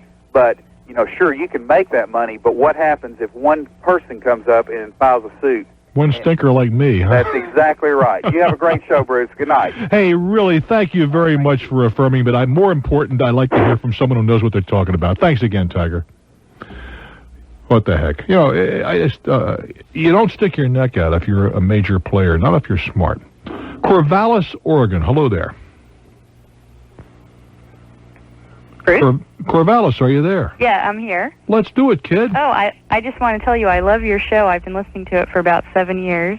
Well, son of a gun, you're an old-timer. Thank you. But I can only listen in the car because we just get terrible reception here. Well, if you keep listening, another one of my little projects I've got going is we are going to be, very candidly, selling on the air radios that you can listen in the house and you'll be able to listen in the house. So how can you do that? Well, I'll tell you how. If you take I'm very serious. What's your first name? Lisa. Lisa, what kind of car do you drive? Pickup, a Toyota pickup. Okay, the chances are, Lisa, the radio in that truck cost about $300 to $400, and you have an outside antenna. Right. The chances are the radio in your house cost under $50, and you have no outside antenna. Right. With a decent radio and an outside antenna, you can hear everything you can, and more, inside the house. I mean, most people, me included. Now, I do have a pretty good radio in my home down here in Florida. That's true. But most of us have a clock radio with an AM and FM for $20. Well, you can't, and no antenna on it. Well, you can't expect to get much reception on a piece of equipment like that. And if you're willing to spend $100 to $150 on a good radio, you'll be able to get stations from all over the country and with clarity you can't imagine inside your home. Oh, that would be great. Well, we're going to be peddling in about 3 months. We are looking for the appropriate equipment at a price that we feel we can deal with. Well, good. I'll be looking forward to it. Okay. So, what's on your mind, hon? Well, I'm thinking of starting a pet services business where I will take care of people's pets in their homes while they're on vacation or drive them to the vet or the groomers, just anything they could think of that they would like some help with. That's a constant problem with me and Mickey the Mutt, because I travel a great deal. You had to see this dog. I digress regularly. You don't mind, do I? Oh, no, I love to hear about dogs. I brought Mickey down to Florida with me on this last trip. And, of course, they have a maximum size that you can put the dog in and carry him into the cabin, right? Oh, yeah. This was like stuffing a sausage into the skin. I mean, getting him into this cage was an interesting situation. So I went to the vet beforehand and got him tranked up pretty good. Uh-huh. I mean, he gave me some pills which I poked down his throat 2 hours before flight time. By the time he was walking through the airport, I mean, he was flying. He was flying long before the plane left the ground, right? So I pushed him into this little cage, shoved him under the seat, never heard from him the whole 2.5 hour flight. Now I have to extract him from this thing. And I take him outside because I think maybe it's time to visit the necessary room, which is the local palm tree, right? Right. Only problem is he is still stoned. He tries to lift up his leg and fell right on his you-know-what. It's the funniest thing you ever saw. The poor dog is stoned out of his mind, but he made the trip without any problem. Now, but as I started to say, I face this. I have a dog sitter. I don't want to put him in a kennel, in a cage, or in a run when I go away. Right. So I have a lady that takes him into her home, and treats him like a pet and member of the family. I think with cats, you could leave them home and somebody could, my daughter, I know when she travels, has someone comes to her home because cats are a little more independent than dogs. Mm-hmm. But I don't know how you'd leave a dog home by itself, or even if you had somebody like you come over 2 or 3 times a day.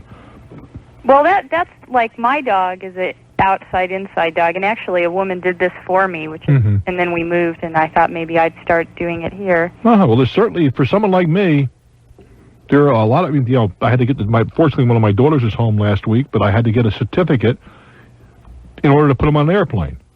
I don't have time, and I don't have time to run to the veterinarian, and if Robbie wasn't available, I'd have been looking for somebody to do it for me.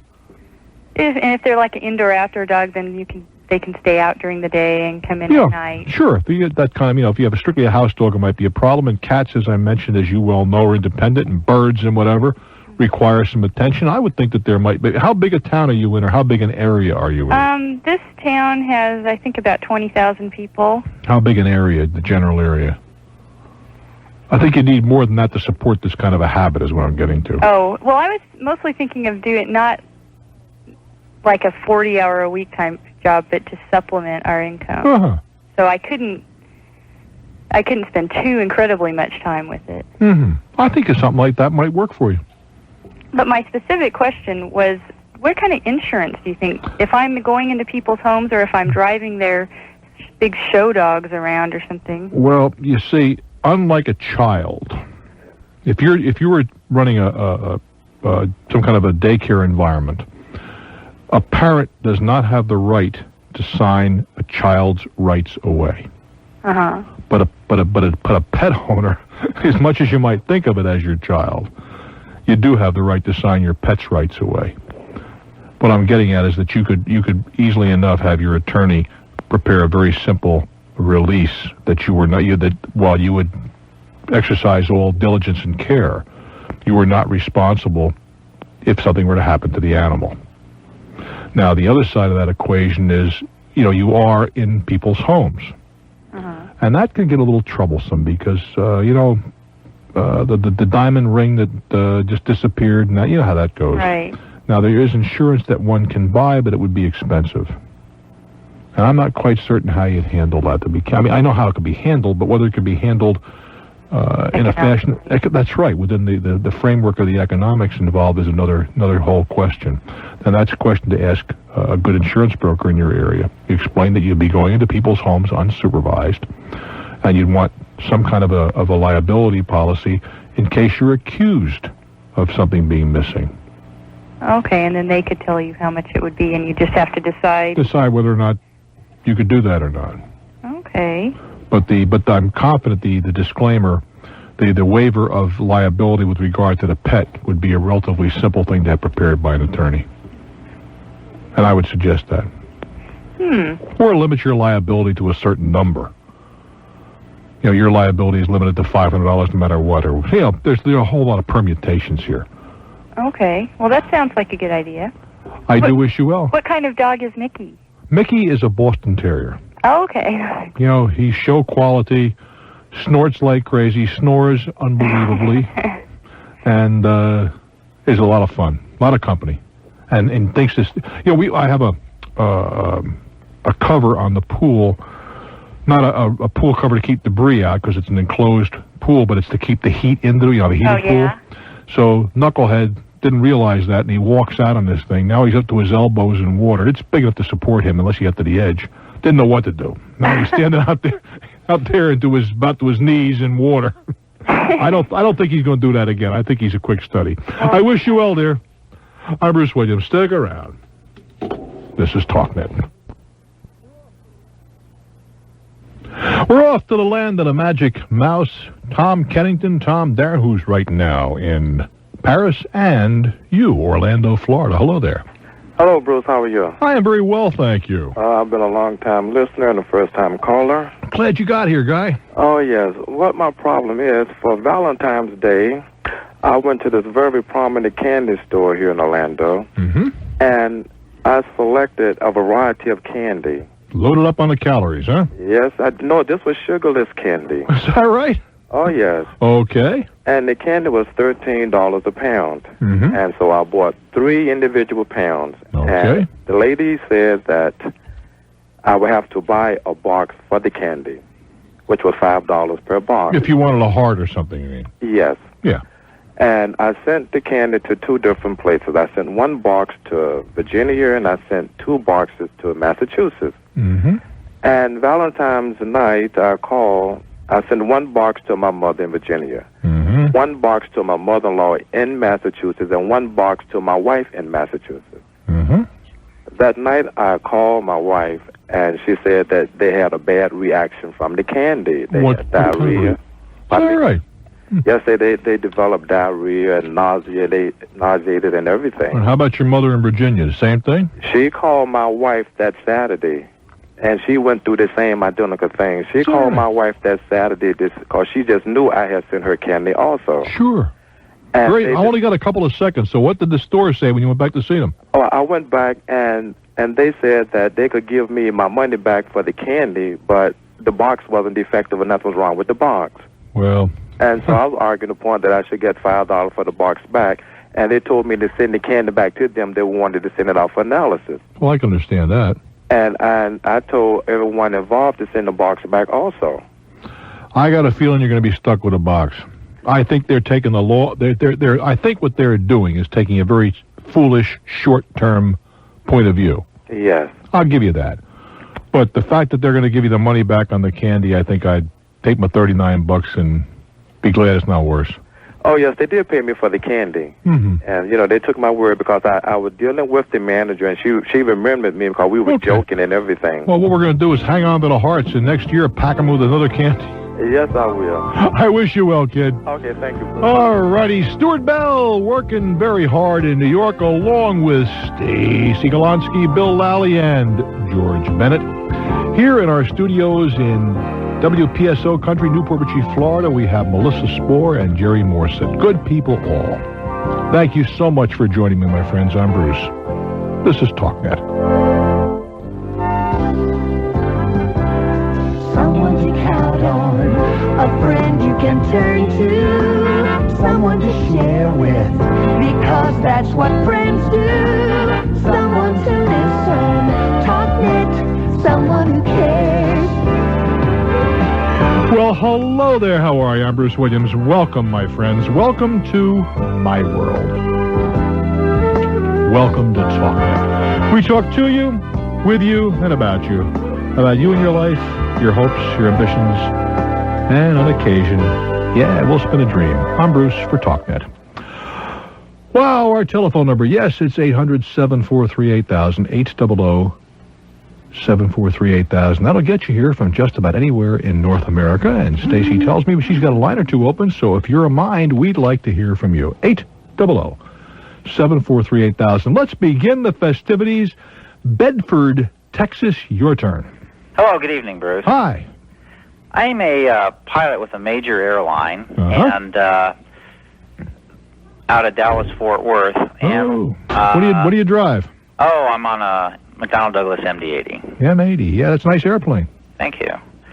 The FAA... Can I ask you a question? This has nothing to do with our conversation. Sure. Does that have a glass cockpit? Yes, it does. Yeah, some of them do, and some of them don't. Okay. Go ahead.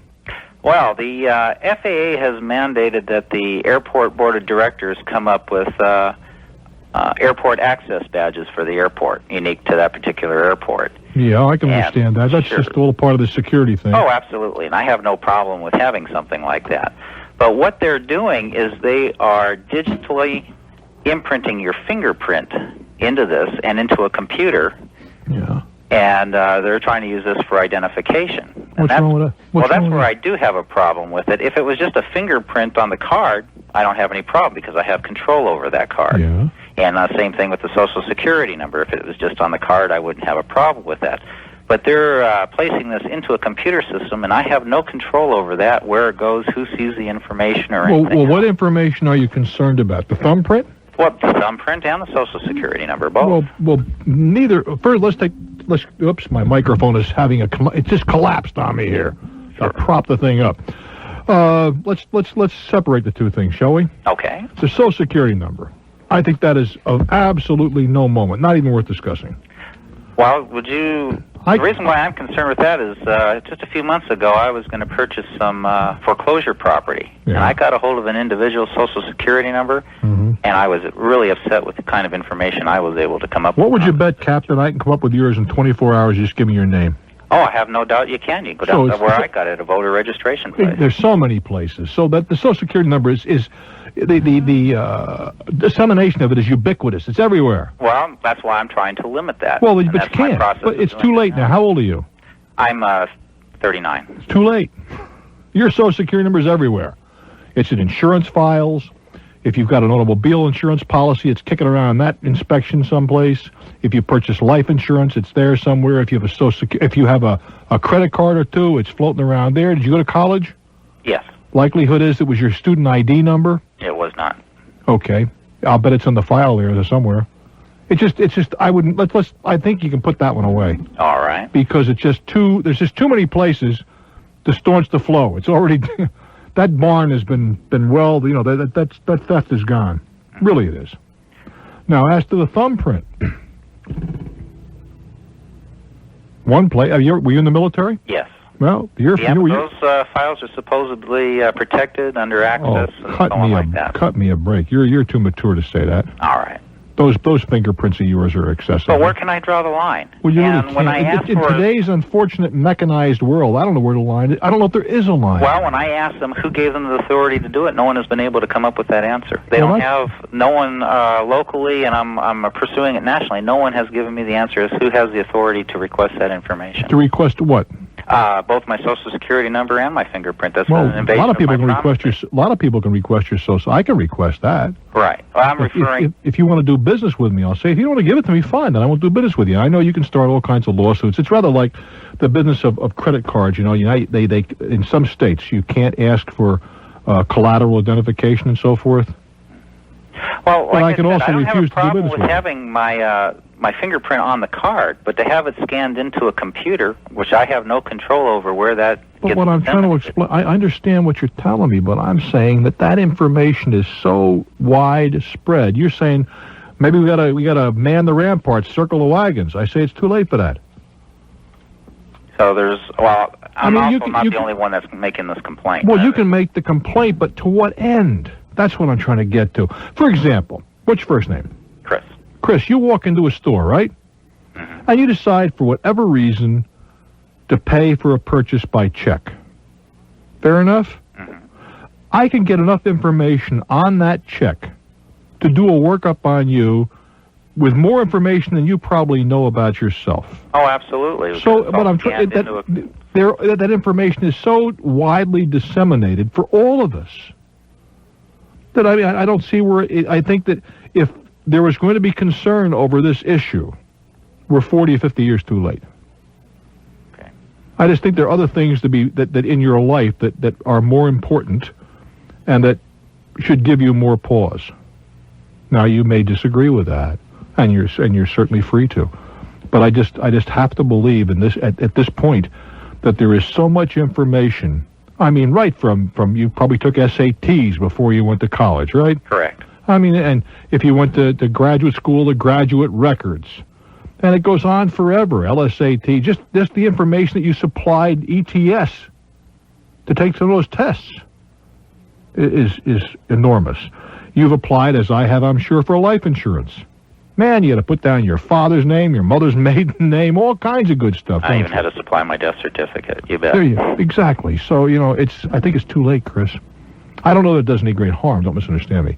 But I think the facts of life are, it's too late. All right. And even though I state that they don't have authority to do that, that's the issue I'm basing it on. I understand what you're saying. And, you can win the battle and lose the war. Your airline is just liable to say, Chris is a great pilot, but he's causing a lot of noise down at DFW. Okay. That maybe there's some way that the next time he makes a mistake, we're going to capitalize on it. Well, I appreciate your thoughts. I would just give that some. Nobody needs Don Quixote at this point. Maybe we do need Don Quixote. I don't know, but I'm not prepared to say. I had quite a discussion about this with somebody very close to me today. About do you take that position? And are you if there's a matter of principle, and then are you prepared to suffer the consequences? I think the principle here and the possible consequences would, in my opinion, lean toward backing off on the screw. I do wish you well. Keep your wheels up, Guy. I'm Bruce Williams. This is Talknet. Go to the home of the Magic Mouse, Orlando. Hey, matter of fact, I'm going to Orlando to Mouse World tomorrow. Hello there. Thanks, Bruce. I'm glad you took my call. Well, thank you. I'm coming over your way and do Disney tomorrow. Oh, that sounds like fun. The weather's supposed to be nice, so it'll be a good day to do it. What's on your mind? That always. I've got something of a nagging problem. A nagging problem? Nagging problem. Oh, divorce her. It's going to be kind of hard to explain, so I'll try and cut it down to the condensed version. Go ahead. I leased a vehicle in summer of 1989. Vehicle meaning car? Yes.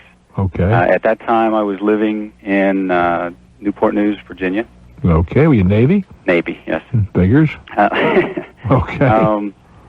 In June of the following year, 1990, I paid property taxes for the vehicle. Virginia, in Virginia, you mean? Correct. Yeah, they have a personal property tax. Right, and a lot of states don't. That's why I'm pointing that out. Exactly. And at the end of June, we moved to Florida, and at that time we brought the vehicle down here and switched the license plates over and all that. And eventually, what happened was my leasing company apparently sold the contract to another leasing company or servicing contractor in order to service me in Florida. All right. So I was no longer with my first company. However, what happened first, December of 1990, a property tax item showed up on my December bill. Now wait, let's go back though. When did you leave? When did you leave Florida? Virginia? We got to Florida the 28th of June. So we were out of Virginia before the end of June. But you were in Virginia during the tax year. During the tax year. For 6 months. Right. And what does the Virginia law say about that? Does it say if you're there for one day, you're in for the year? No. In fact, when we paid in June, that was for the first 6 months of 1990. All right. It's assessed on a biannual basis? I don't know. That's why I'm asking the question. Correct. That's how it's assessed. Okay.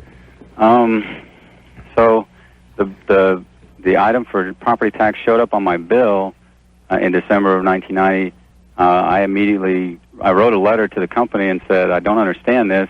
I'm in Florida now. They don't have any property tax. Could you give me more information? The only response we got to that was in January of 1991. We got a notice saying that that our new service leasing contractor was another company now. Yeah. So I called them up. I called up the original company and said, "Hey, can I back up just 1 second? Okay. I got perspective here. How much did you pay for the first 6 months?" $240, I believe. And that was the same amount, or a little less than that for the second? It was $140 for the second one that showed up. How come it reduced so much? I have no idea. Okay, good. I'm just trying to understand why I asked the question. Yeah, I've tried to figure out a bunch of different ways of how this might have come about, and I'm really not sure what. But they did bill you for it, and you got to pay it so far. Go ahead. Right. So I disputed the amount to the old company and the new company. Called the old company on the phone. They had no information. Said all the records had been sent to the new company. Called the new company on the phone, and they said they had no information on it other than the fact it was already on the bill, on their records, that it had been billed to us. All right. Now, did you ever contact the Commonwealth of Virginia to find out what their rules are? To find out the rules, no. What I did do was I actually pay it to the city of Newport News. Okay, I want you to hold on so I don't get too far behind. What I'm trying to get to is that, I want to know if, in fact, if you know the answer to this when we get back, was the tax due? And secondly, if it was due, was it paid to the city? The fact that you were in the state for a portion of the year might, from their position, make you, even though they collect it on a semi-annual basis, responsible for it for the whole year. I don't know. I want to see if you did that kind of homework. We get back, we'll find out. I'm Bruce Williams. This is Talknet. 1-800-743-8000. I'm chatting with a gentleman in Orlando, Florida. He moved from the Commonwealth of Virginia to Florida. In Virginia, they have a personal property tax. His leased car, he was, because when you lease, you pay the whole 9 yards. But he can't understand why he's paying for the second half of the year, and I'm not sure either. Now, my question to him was, did you check with Virginia and find out what their attitude on this is? Your turn. Orlando, are you there? Where is Orlando? Anybody? Hello? Yeah. Hello. Did you check with Virginia to find out? I did not check with the Commonwealth of Virginia, but I checked with the City of Newport News. Well, the taxing authority, whatever it was. Right, City of Newport News. Yeah. And but now that you mention it, I'm not sure how I worded my letter. I asked them if there had been an assessment. I guess I did. I asked them if there had been assessment for the second half of 1991, or 1990 rather, and if so, could they tell me who had paid it? Well, but that was not the whole. That's part of the question. But the other part is, are you